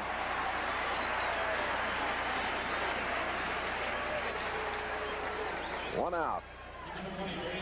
Jay, usually when you leave 8 men on in the ball game through the first 5 innings, things don't go your way too often. Here, it has, as far as the Giants are concerned. And it's because Mr. Krukow is rolling along. That's a dozen straight that he's put back into the dugout. A strike to Ryan Sandberg. He got an infield single and stole a base in the 1st, grounded out in the 3rd. Came from the Phillies with Larry Boa prior to '82 for Ivan De Jesus. You mentioned 1982 in that big trade. Dallas Green joined the Chicago Cubs in 1981, Jay, and there are only 3 players left from the time that he first came. LeMaster throws out Sandberg, and they're 2 gone. As we remind you, this telecast is presented by authority of Major League Baseball and may not be reproduced or retransmitted in any form without the express written consent of Major League Baseball. The Cubs organization has made some changes. Only 3 players on the current roster were originally signed by the Cubs: Dave Owen, Henry Cotto, and Lee Smith. And only 3 remain here since Dallas Green came: Smith, Durham, and Davis. Gary Matthews is struck out and grounded out. I'd say he made a few changes, and he took a lot of Philadelphia Phillies. He was the farm director, Dallas Green was, at Philadelphia, then their manager, then came over to Chicago as the general manager. That's high. 3-0. He had a very good idea about some of these young players in the Philadelphia organization, and one of them, and a key man in that trade, was the second baseman, Sandberg. He's really developed and paid off. The walk to Matthews is the first given up this afternoon by Mike Krukow.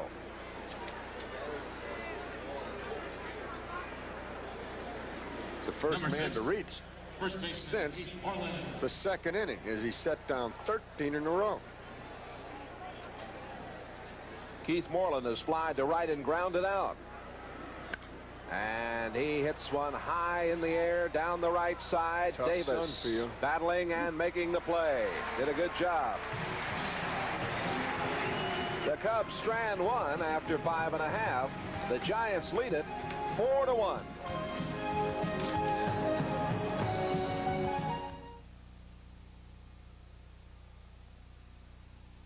Their new Visa cards. Wearing a Baltimore Oriole uniform. The only player to win the MVP in each league. He did it at Baltimore in '66. He hit more home runs out of the stadiums in Major League Baseball than any other player in history. 33. Frank Robinson, the field manager of the Giants. Started his managing career in the majors with Cleveland. A former star, as I said, Mike, who maybe has a little trouble understanding the failings of less talented athletes. I guess that's true of everybody. Well, he had some talent, Frank Robinson. Started with Cincinnati. Crowded that plate, stood right on top of it, but he was a good outfielder, Jay, and he also was a very good base runner. Gladden singled and scored in the first, grounded out in the third, singled in the fourth.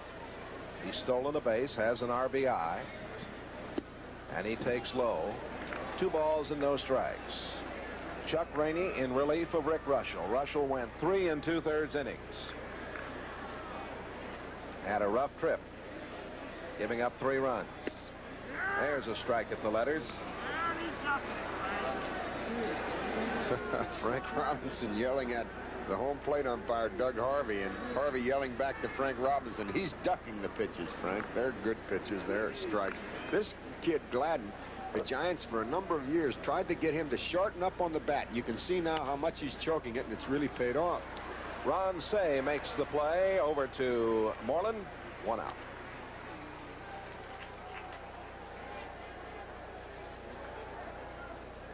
Mr. Say has been an outstanding performer for a long, long time. He holds quite a few Dodger records, by the way. Here's Bob Brenly, lined out, grounded out, and fly to right.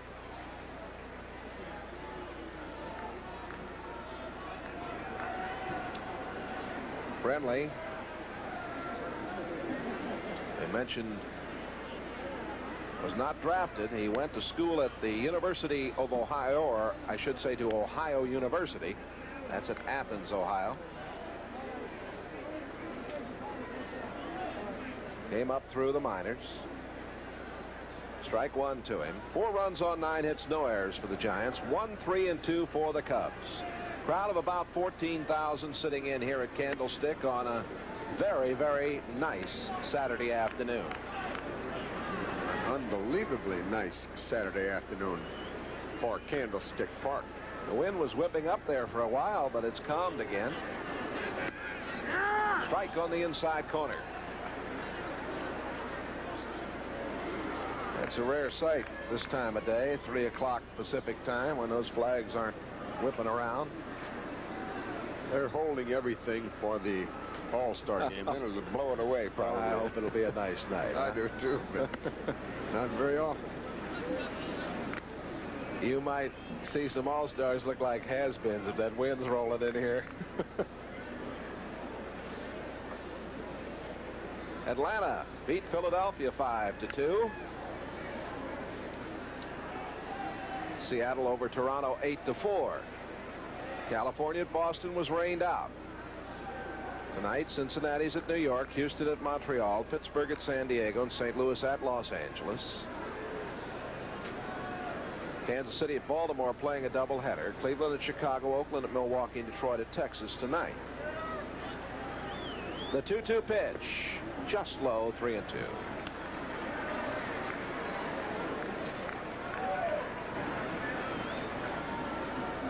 Now the wind is whistling out as those flags standing straight up. So that's another difficult part about playing in this stadium. Down the left side, and it is off the wall.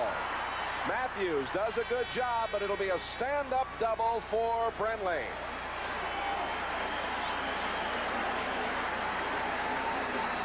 Boy, that ball got out there quickly. Let's see where this payoff 3-2 delivery is. Right fielder Chili Davis. Not too bad a pitch, although it was down the middle. Matthews couldn't get there nearly in time. Drops it, but it wouldn't have mattered. He had a stand-up double either way. Chili Davis is 3 for 3. He scored back in the 5th. 4-1 Giants. And a chance to get more. Outside for a ball. It'll be interesting to see if, in fact, Rainey does challenge this batter, Davis. He's a switch hitter, and they have a base open with a right-handed batter, Jeff Leonard, on deck.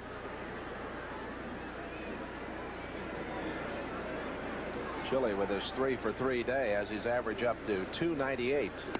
And if he banged one out here, he'd be at or above the 300 mark. Ball 2.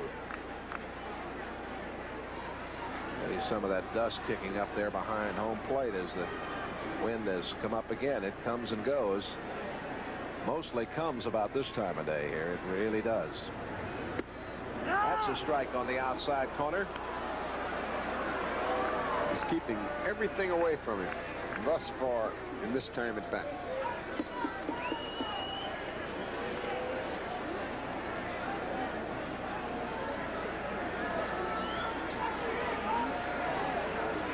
Inside now. And it is 3-1. Jeff Leonard is on deck. He got an RBI in the first inning.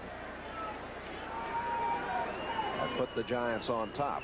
Cubs tied it in the second. The Giants got 2 in the 4th, 1 in the 5th, lead it 4-1.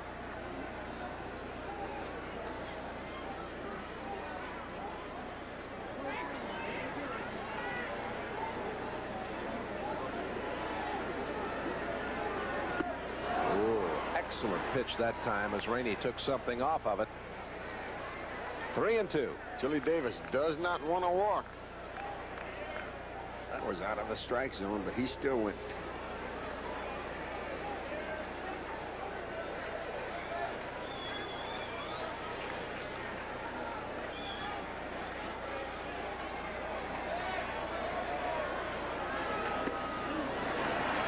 Just low, and he got the walk. For Rainey, the second pass he's given up. He didn't want any part of him. He pitched around him. Got him to swing at one bad pitch, but he'd rather work to Leonard and hopefully get the double play. As you see, once again, the bullpen getting busy with Warren Brewster starting to throw. He was throwing earlier. Leonard grounded out of the first, got the RBI, lined out in the 3rd, and singled, and was stranded at 3rd in the 5th.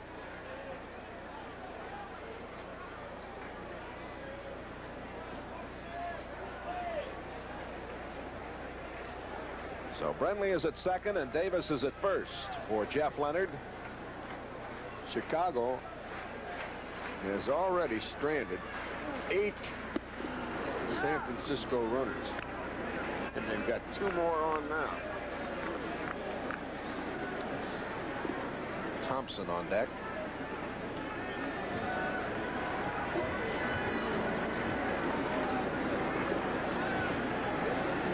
Strike the count to Jeff Leonard.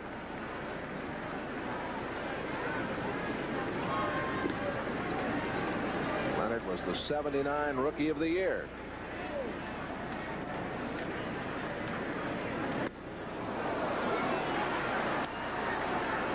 Strike 2. Brenly is at 2nd. Chili Davis at 1st. You know, Leonard developed a reputation as being hard to handle. In '81, he was traded here with Dave Bergman for Mike Ivey. '78 Pacific Coast League Player of the Year. A talented performer. Fouls it away. One thing Chicago's going to have a little trouble with later in the season, I think also, Jay, is they don't have a left-handed relief pitcher down there. And that really puts Jimmy Fry under the gun. They have an excellent relief pitcher in Big Lee Smith, but they do not have a left-handed reliever. And you get in situations in a ball game and during the season that you'd like to have one. The shortstop makes the play for one, and they safe at first. He cheated a little bit, didn't he? Yep. We'll give you another look at this, and you'll see Moreland try to come off that base a little too early, and Joe West catches him. Good play by the shortstop, Owen. Good throw to Sandberg, and a heck of a return toss across. And look how far off the base the big guy comes, Moreland. He's walking off there, isn't he? It didn't work. Didn't work. Joe West calls him back. They darn near got the double play ball. So Brenly is at third. Leonard at first, and here is Thompson. Grounded out, walked and single. Strike on the outside corner. 10 hits now for the Giants. The Cubs have 3.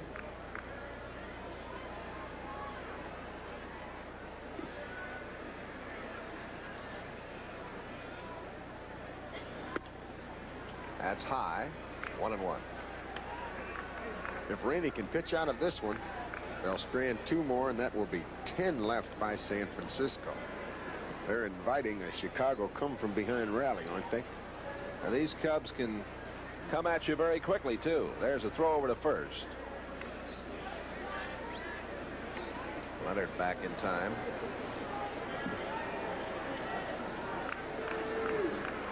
Say, Owen, Sandberg, and Moreland on the Cub infield. Just outside. 2 balls and 1 strike. Matthews, Dernier, and Bosley in the outfield, left to right. Rainey in relief of Russell, and Davis doing the catching. 4-1 the Giants.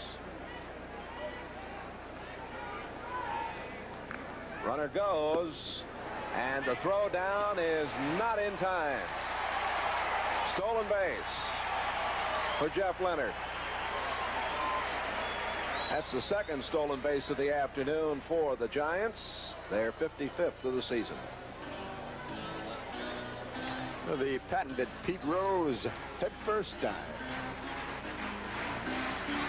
Oh, now Thompson has 2 runners in scoring position with 2 out and a 2-2 count. I'll be surprised if they give him anything good to hit. That is foul outside of third. Base open, left-handed batter. They have a right-handed hitter. Young blood on deck.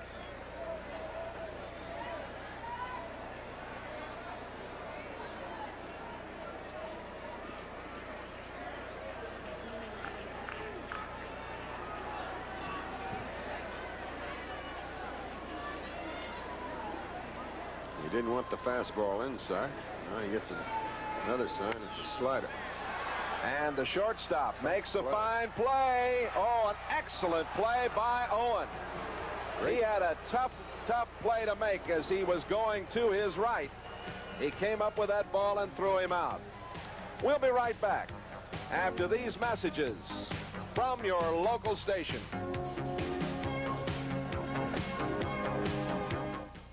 Sunday, will it be sub and fried kit when Michael tries to save a Cajun cutie from her jealous husband? K&DO Yakima is the architect of the current Cubs, the executive vice president and general manager of Chicago, Dallas Green. Man after my own heart. Boy, he loves country and western music. Right now, he likes victories. That's true. He has his Cubs on top. And he's put together a fine rebuilding system over there, hasn't he? Yeah. Here's Jody Davis to lead it off as we move into the 7th inning here. He has flied out and struck out. Takes a strike on the outside corner, 1-1, as Mike Krukow rolls along with a 3-hitter. Of course, it certainly doesn't help when they give you the budget reins also. He picked up Rick Sutcliffe and a $900,000 a year salary. Check swing foul. A little different in this world of free agency. You can put a club together. Got those greenbacks. Yes, the game has changed a little bit, hasn't it? Fouled away. Krukow with a record of 4-7 coming into today's game. His dad is a captain in the Los Angeles Sheriff's Department. Hope he's watching this afternoon. Fouled it away. Okay, he's pitching a very strong game, and that's really what's going to have to mature as far as this San Francisco club is concerned. You have to have a fellow like Krukow, a veteran, go out there and take charge and keep this club together. That's high, 2-2. Krukow was originally drafted by the Angels, born in Long Beach, California. Played at San Gabriel High School. Fouled away again.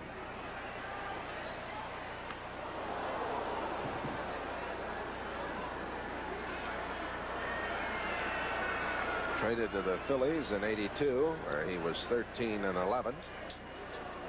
Came to the Giants in December of '82 with Mark Davis. And this one behind second's going to fall in there. Oh, Jody Davis finds a hole and a leadoff single here in the 7th. That's the first base hit since the 2nd inning. A leadoff single here in the 7th. But, Jay, once again, we point out that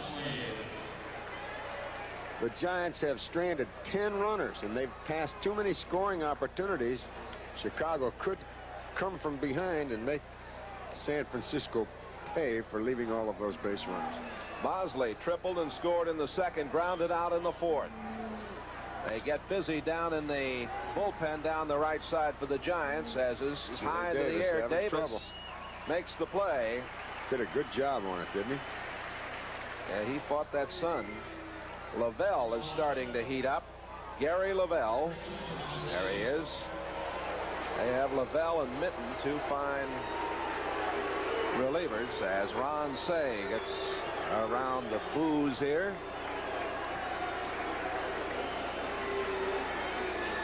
I mentioned Krukow came here in December of '82 with Mark Davis, Charles Penninger, or Morgan, and Al Holland. Say is single, gotten an RBI, and he sends this one deep, deep, deep to center at the warning track. Gladden. You don't see many home runs go over the center field fence in this ballpark. They get out right around the track and they die. Here's Dave Owen. He has struck out and flied to center. Like a vacuum right out in the center field where the wind swirls around.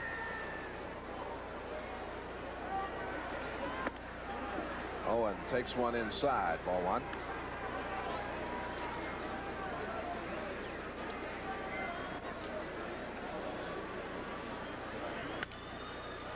Owen gets it out to Wellman, and he throws on to Thompson. Great job of pitching by Krukow around the leadoff single. So after 6.5 innings of play, the Giants lead it 4-1. Now here's another edition of the 7th inning stretch. Spice presents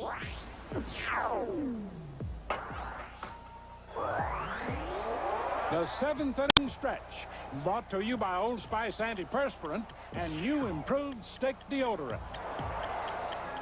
A slim-limbed rookie with the 1954 Milwaukee Braves, Hank Aaron was an unlikely power hitter, but his wrists had the snap of steel, lashing home runs at a record pace for 23 years. Twice Aaron led the league in batting, and 4 times Hammering Hank set the pace in RBIs and homers. The league's MVP in 1957, Aaron belted .393 in the World Series, leading the Braves to a championship. Hank set lifetime marks in games played, at-bats, and RBIs. And in 1974, the baseball public gasped as Aaron clouded his 715th round tripper, surpassing the immortal Babe Ruth for the all-time home run title. Hank Aaron, the most enduring long ball hitter in history. Now you owe me $4 million, Dad. $3 million. Want to go double or nothing? Jay Randolph along with Mike Shannon. We're being picked up by the camera operated by our good friend Miss Vicky right there. Yeah, the old redhead. Look at her. There she is. One of the most talented people in our business. We'll see her next weekend at Williamsburg. Huh? You'll be there? The Anheuser-Busch Golf Classic. You want to be paid for that shot we had of you? It's going to be Youngblood who will lead it off in the bottom of the 7th inning. Well, seeing Joel Youngblood here, Mike, reminds me that May led the Giants in hitting in 81, Morgan in 82, Youngblood in 83. All of them were free agents. Not this year. Mr. Brindley has that duty. Right. He's changing things. But at the Chili moment. Davis could come on and take over that. He gets hot with the bat. He can really go. Youngblood has struck out. He was hit by a pitch and scored in the 4th. And he walked in the 5th. In that 4th inning, 2 runs on 2 hits and a big error in left field by Matthews. Got the Giants in good shape. The paid attendance this afternoon here at Candlestick, 18,390 sitting in. Beautiful afternoon in the Bay Area. They're getting ready, of course, for the All-Star game here next Tuesday, and then the Democrats will converge on San Francisco. NBC News with a big crew here preparing for its coverage of the Democratic National Convention that will emanate from the Golden Gate. Swing and a miss, and that'll be all. Strikeout. And that is the 2nd strikeout for Rainey. And if all of that wasn't enough for this area out here, they also have the Super Bowl game scheduled in the Bay Area. Next year, it'll be played down at Palo Alto, Sanford Stadium. Johnny LeMaster has tripled. How do you do that? You get the convention, the All-Star game, and the Super Bowl all in one year. That's called control, I guess. LeMaster singled and scored in the 4th. He fouled out in the 5th. This will play for Ronnie Say in foul ground. They're 2 gone.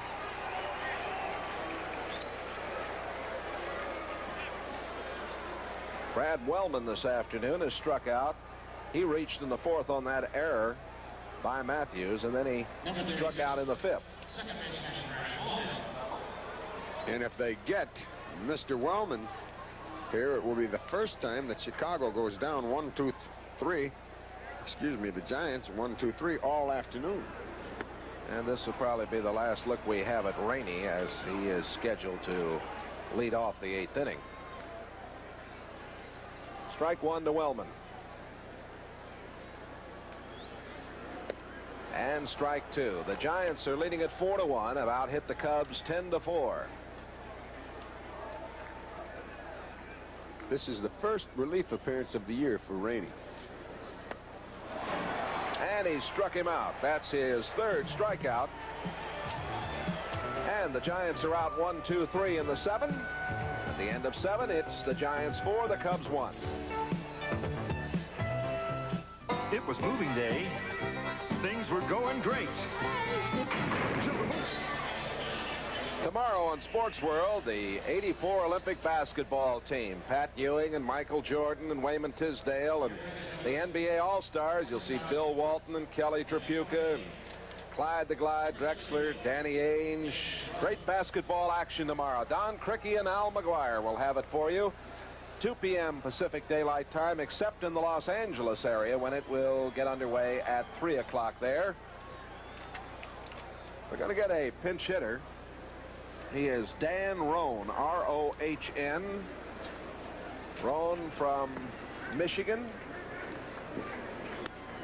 And he was hitting .238 at Iowa. Called up last year. He did an excellent job as he hits this one hard into center field, and it is over the wall, home run. Well, that ball just kept on going.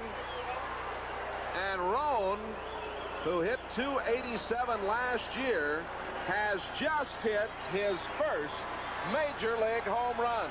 Well, I just told you, you don't see many go over the center field boards here.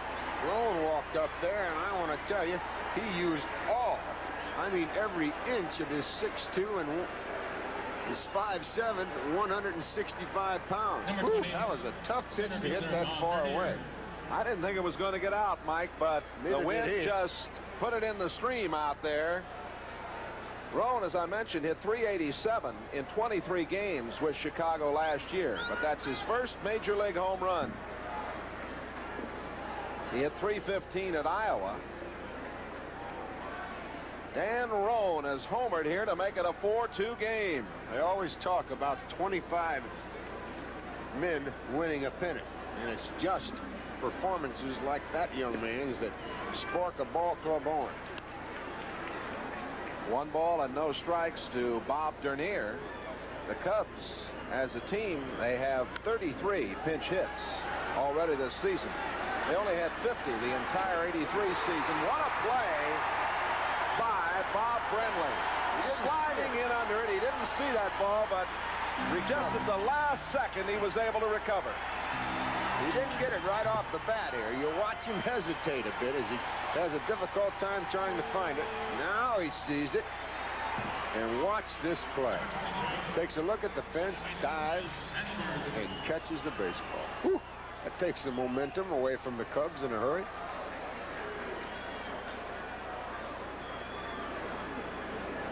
As we mentioned, that's Roan's first major league home run. It was his first time at bat this season with the big club. Sandberg, 1 for 3 on the afternoon. Roan got back up here and did a job. Sandberg had a cut. 1 ball and 2 strikes. 4-2 the Giants. In the 8th.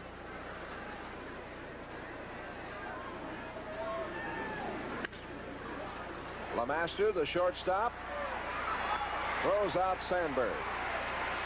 2 gone for Gary Matthews. There is Dan Roan. Number 36. That'd be an exciting moment for him, boy. He won't feel the effect of it till sometime late this evening. It'll take a while to sink in. Everyone else around him knows, but that's great, isn't it? Walk up there as a pinch hitter and hit it 400 plus. Matthews takes high. He struck out in the 1st and grounded out in the 3rd and got his 55th walk of the season in the 6th. He leads the National League in walks, and that's ball 2. I guess this fella's about as imposing a figure up at the plate, Mike, as anybody you can think of. He's a hustler. I'll say that for Gary Matthews. He'll give you 100% all of the time. He's bounced around the last few years, but he attacks. The home run by Roan, the 74th of the season for Chicago. Strike on the corner, 3-1. Jay, they lead the National League in scoring runs, almost 5 a game, 4.99. And the walk, number 56 on the season to Matthews. So Matthews down there. That'll bring the tying run to the plate. Keith Moreland has flied to right twice and grounded out. Number 6, first baseman Keith Moreland. Lavelle still heating up down the right side. Moreland has 7 home runs this season. A strike on the outside corner. Good pitch from Mike Krukow. Krukow, the former Cub.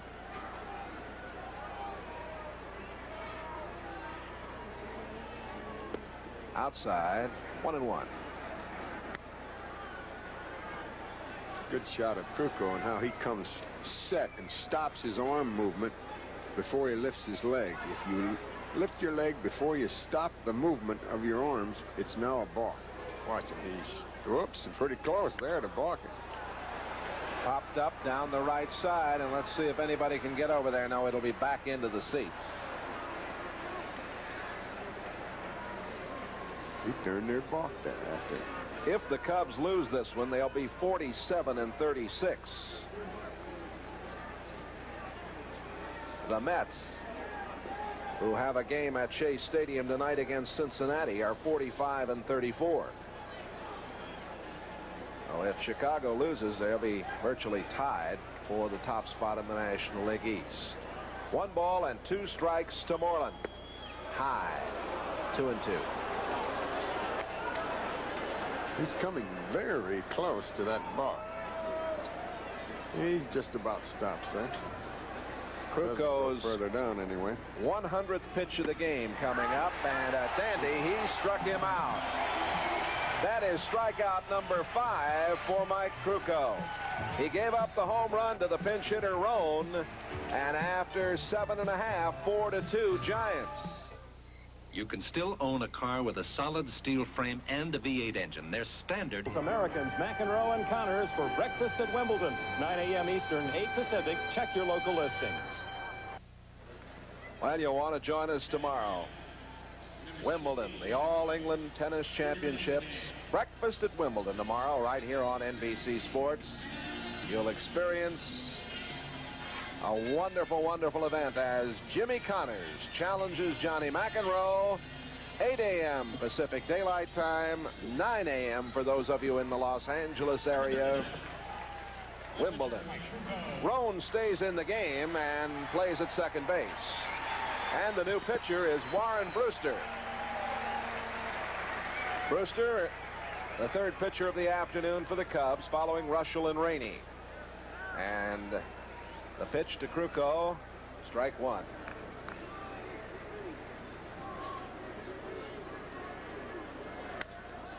Deep in the hole, fine play by Owen, and he does the job. Well, he's shown us a couple of excellent plays as he's gone to his right this afternoon. He can go in the hole, and he has a fine arm. Watch how when he gets into the hole, he backhands the baseball.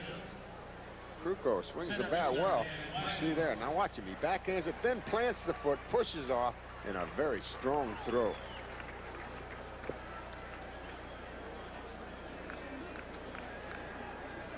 Here's Gladden to face Warren Brewster. Young man Owen is the heir apparent to the shortstop job here in Chicago. You can see how far he's choked up on the bat, and it's really paid off for him. That's his third hit of the day. Whew. He is 3 for 5 this afternoon. We're going to look at Brewster, who comes in out of the bullpen and pitches from the stretch, whether there's anybody on base or not. Wow. Relief pitchers have gone to that in the past few years. You don't see many of them with the chaw of tobacco in their cheek like Mr. Brewster has, though. He leads the league in that department. They really have taken a liking to this man, Bob Brenly, here in the Candlestick area. Throw over to first. Brenly today has lined out, grounded out, and flied to right, and then in the 6th he doubled, was stranded at third.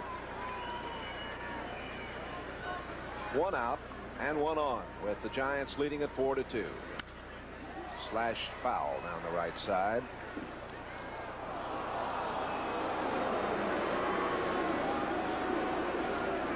The line on Chuck Rainey, 3 1/3. He gave up a run on 4 hits, struck out 3, and walked 2.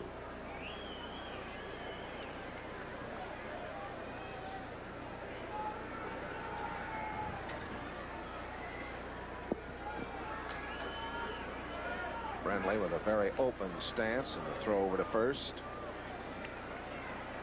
Better than 18,000 watching along with you this afternoon here at Candlestick Park, and the wind now really rotating in around home plate and also on that warning track in the outfield down the right side. It is 335 down the lines, 365 to the power alleys, and 400 to center field, where the flags now are really bristling out. Wind blowing there at the moment from right to left. 1 ball and 1 strike.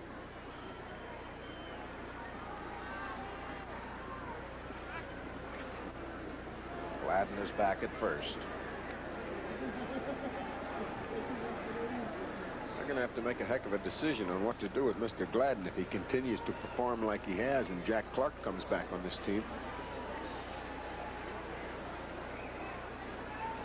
Well, baseball is a game of decisions. They pitch out, and he is still there. How about that? Third stolen base today on his birthday. Jody Davis pitches out, and as so often you see, he makes a poor throw after the pitch out. There's the pitch out. Now watch the throw bounce on the grass. All he has to do is get it there on the other side, and he'd have had him easily. Gladden is 29 years old today. Davis has done a much better job, incidentally, of throwing out the runners this season. Much improved. 2 balls and 1 strike to Brenly.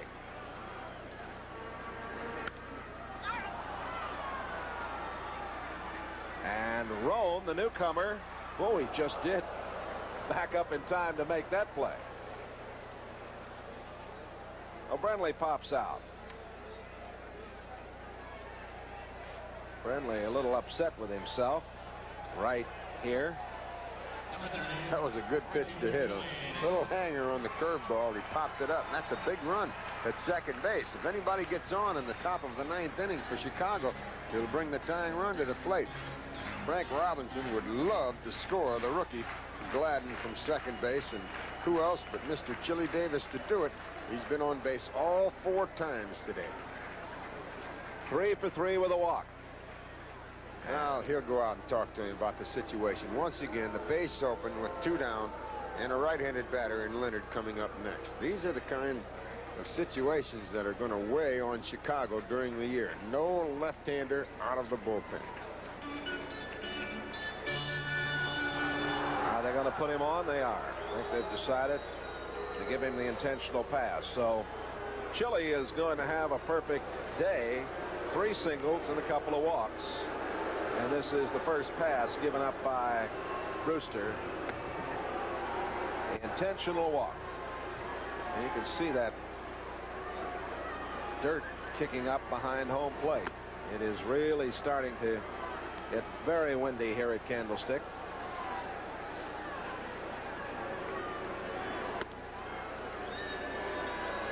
Watch out. That's an old trick. Yeah, act like they're going to throw it right back to the pitcher, and he just lets it go.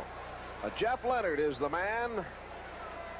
Grounded out, got an RBI in the first, lined out in the third, singled in the 5th, and reached on a fielder's choice and stole a base in the 6th. 1 for 4. Gladden is at second. Davis at first with 2 gone. It's 4-2 the Giants. They're trying to get more here in the 8th. Leonard went for a pitch that was down low and fouled it off to the right side.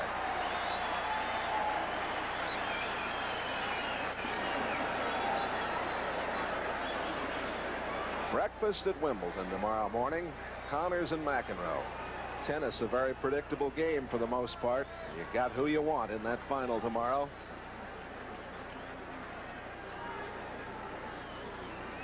Also today with the ladies. Martina Navratilova, a winner over Chris Evert Lloyd. 1-1.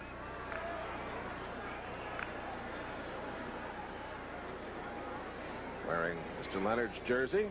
Obviously a big fan of Jeff Leonard. And the 1-1 pitch is coming to him from Warren Brewster with 2 on and 2 out. Whew. Came up empty, but he had a rip.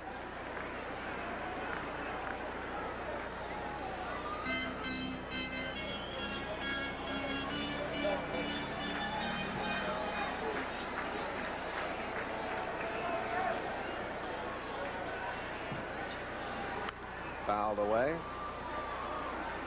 They get Leonard here. The Giants will have stranded 12 this afternoon. They lead it 4-2.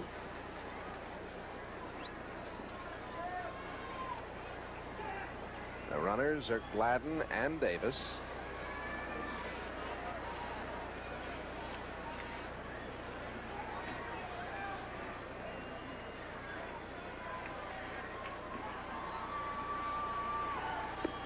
Ooh, he just missed. It's 2-2. Just low. Outside corner.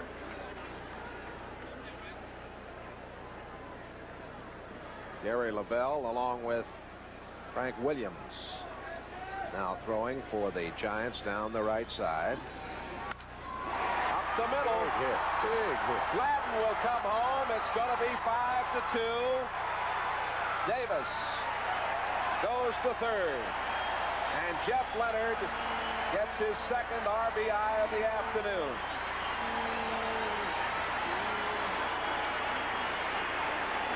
That's a big run, Mike. And a big stolen base by Gladden in this inning. Brindley could have hit into a double play after that single and the stolen base. He comes in to score, and that gives you that little cushion. It's now 5-2, and that's the 12th base hit for the Giants this afternoon. They really blasted the Cub pitcher. Cubs have 5. Here's Scott Thompson. Grounded out, walked, singled, and grounded out. And through the hole, and it is 6-2, the Giants.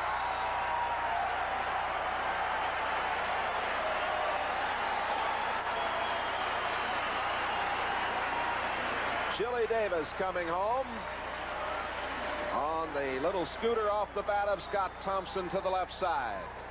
If it stays like this, 6-2, it will be the first time San Francisco has beaten Chicago this year. As you see Chili Davis scoring in on the bench now, and he's been on base 5 times today. There's Dusty Baker.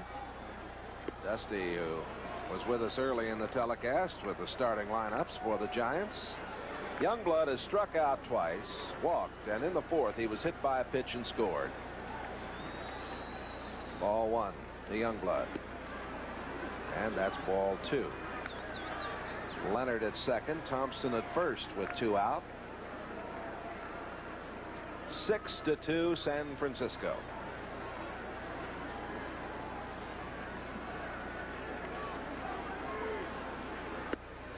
Giants, who had won 6 in a row before the doubleheader loss to the Cardinals on July 4th, trying to stop the 4-game losing streak and leading at 6-2. The 2-1 pitch.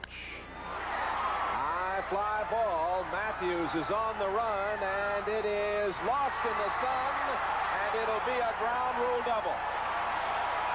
Well, Matthews and Dernier couldn't come up with it. It looked like Matthews felt that he was going to catch it. Then he lost it in the sun. Dernier, I don't think, felt it was really his ball. Well, Matthews is the guy that has to catch it because he's not looking in the sun. But he looks over. He thinks that the center fielder is going to get it. Now he comes after it. But he's the guy that had to catch it. He couldn't get there. He thought that Dernier was going to catch it. Hits on the warning track. Bounces into left field. One run is going to score. They're going to have to put somebody back out at third base. Leonard scores, but Thompson will have to come back to third base. Here's that play again. A ground rule double. See, Matthews should have caught the ball. He had time to get there, and he just thought Dernier was going to take it. Danny Ozark talking things over with Doug Harvey, the crew chief. And now having a word with Bob Davidson down the line there, the third base umpire. Now what he could be arguing about, a ground rule double is a ground rule double. And the man has to stay at third. Johnny LeMaster tripled. In the 4th, he singled and scored. In the 5th, he fouled out. In the 7th, he fouled out. Well, Thompson is at third. Youngblood out at second. It's fouled away. Brewster has given up 3 runs on 4 hits and a walk.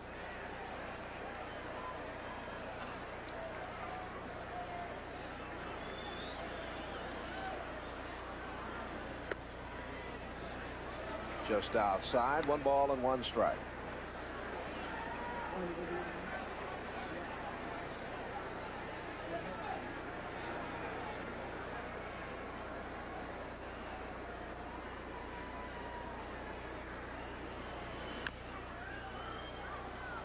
And we'll do it again. The biggest inning of the game for the Giants here in the 8th, as they have 3. They have out-hit the Cubs 14-5.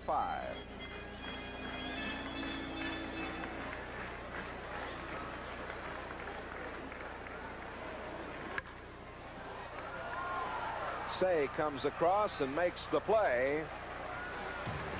3 runs for the Giants. We'll go to the 9th. The Cubs need 5 to tie.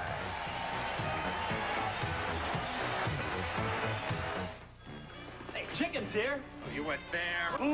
Don't we deserve something better? And Tom Bosley. Be there for good times and vibes on Bloopers and Practical Jokes Monday.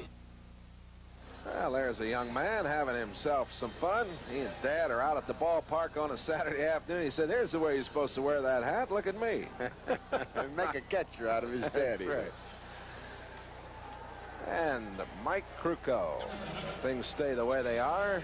He'll be this week's NBC Light Beer from Miller Player of the Game. And Light Beer from Miller will be presenting a check for $1,000 in the name of Mike Krukow to the National Multiple Sclerosis Society. Jody Davis leads it off. The Cubs down by 5 here in the 9th, and this one is way, way back into center. Gladden makes the play. Oh, that ball was hit right on the nose, but right at Gladden. This kid Gladden can play center field all the way back right in front of that fence out there, 400 feet away. He's a good-looking young player. Bosley scored in the 2nd after a triple, grounded out in the 4th and fly to right in the 7th. This will play for Thompson. Now it's going to have to play for Krukow, and they get him.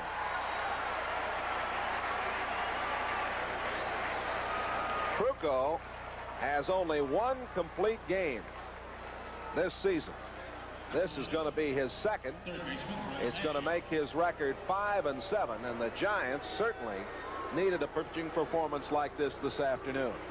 Okay, he got right to the heart of this ball game when he retired the last 2 men in the 2nd inning, and then they didn't get another base runner until the 6th when he walked Gary Matthews with 2 outs.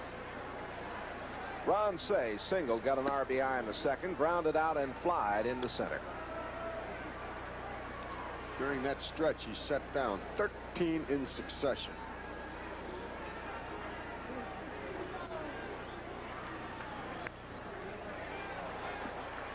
One ball and 1 strike. 2 gone. The Giants will stop the Cubs' win streak at 4 and stop their losing streak at 4. And give the New York Mets a chance to take over first place. That's low. 2 balls and 1 strike.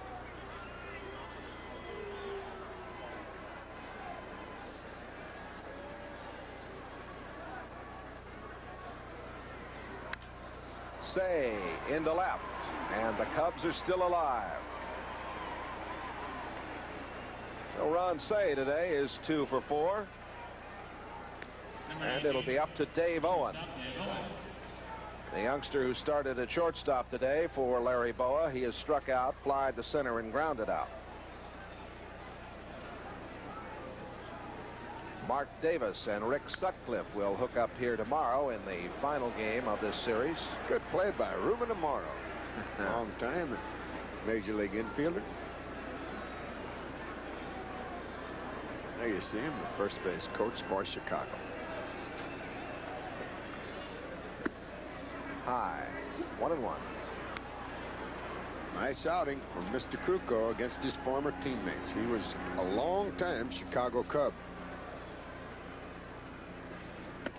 That's just outside. 2 balls and 1 strike. Krukow was with Chicago from 73 through 82. That gets away, and Say goes on to second. And now is going on to third. Now he has to go back. He can only take 1 base when the ball goes off the playing field when it's thrown from the pitcher. You get the base you're going to +1 if anybody else throws it away. But from the pitching mound, you only get the 1, and Mr. Say has to go back to second base on the pass ball. So Say is at second. 3 balls and 1 strike, the count to Owen. Roan, who hit the home run in the 8th, is on deck. See how large the 3 runs in the bottom of the 8th loom in this game. Brewster couldn't get the job done as he came in and gave up 3 runs on 4 hits. Now the payoff pitch is high, and they're 2 on. The walk. Number 17, third. second baseman Dan Ron. Mike Krukow has only 1 complete game this year. Mentioned that in 16 starts. This number 17. Oh, here is Dan Roan, who hit the home run in the 8th. Now they've got a ball on the field. Get it off just down below our broadcast position.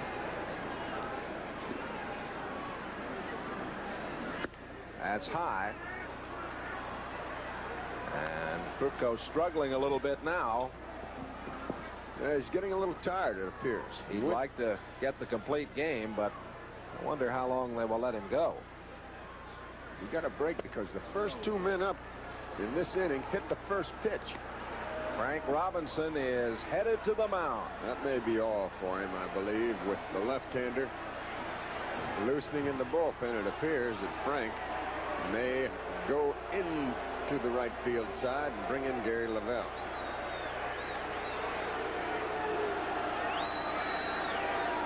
Hasn't called for him yet, but there he is. He's called for him now.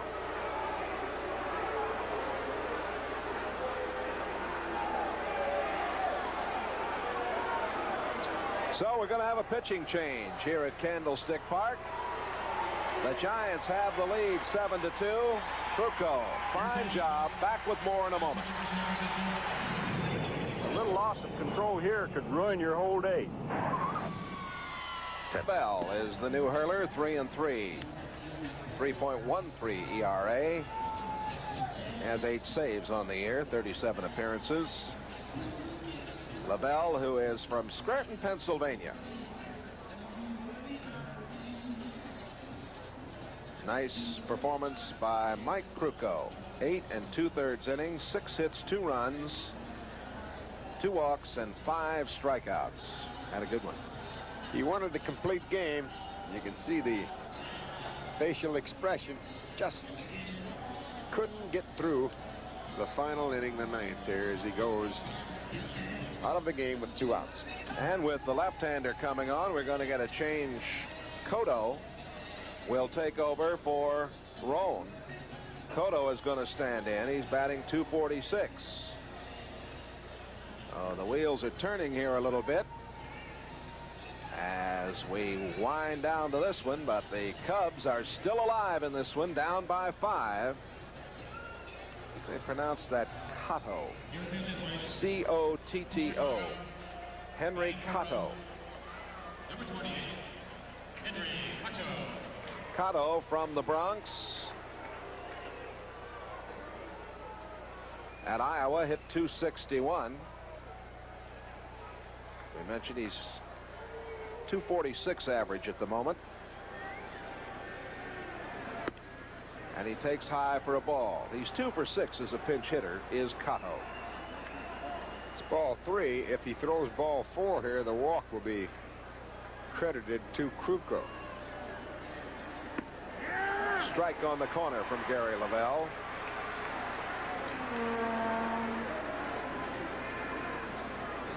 Two out, 2 on. 7-2. The Giants lead it over the Cubs. There's the walk.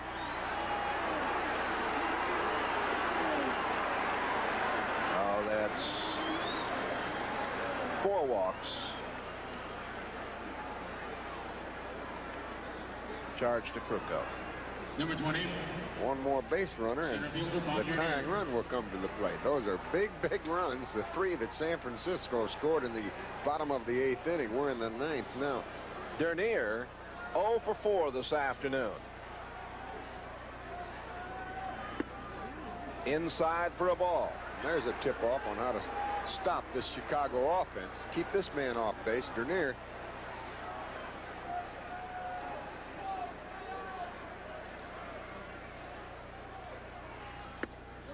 Strike on the inside corner from Lavelle. Ron Say, Dave Owen, Henry Cotto on the bases. Say at third. Owen. Cotto. Fouled away. The Cubs this season have won 10 games in their last at-bats. If they're going to win this one, that guy will have to get on somehow, some way, and we'll have a pinch hitter. Gary Woods is out on deck. Lavelle is one pitch away from stopping this, and he still is, as it's 2-2. There's Mr. Woods.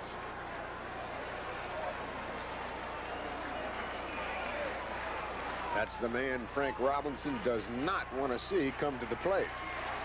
Bases loaded. The 2-2 pitch with 2 out. Struck him out. And it is all over. Dernier having a word there with Doug Harvey as Lavelle gets the strikeout. The victory 7-2 for the Giants over the Cubs as we look again at this pitch. Close enough, close enough. You better swing. We'll be back with some final thoughts in a moment. These are the men who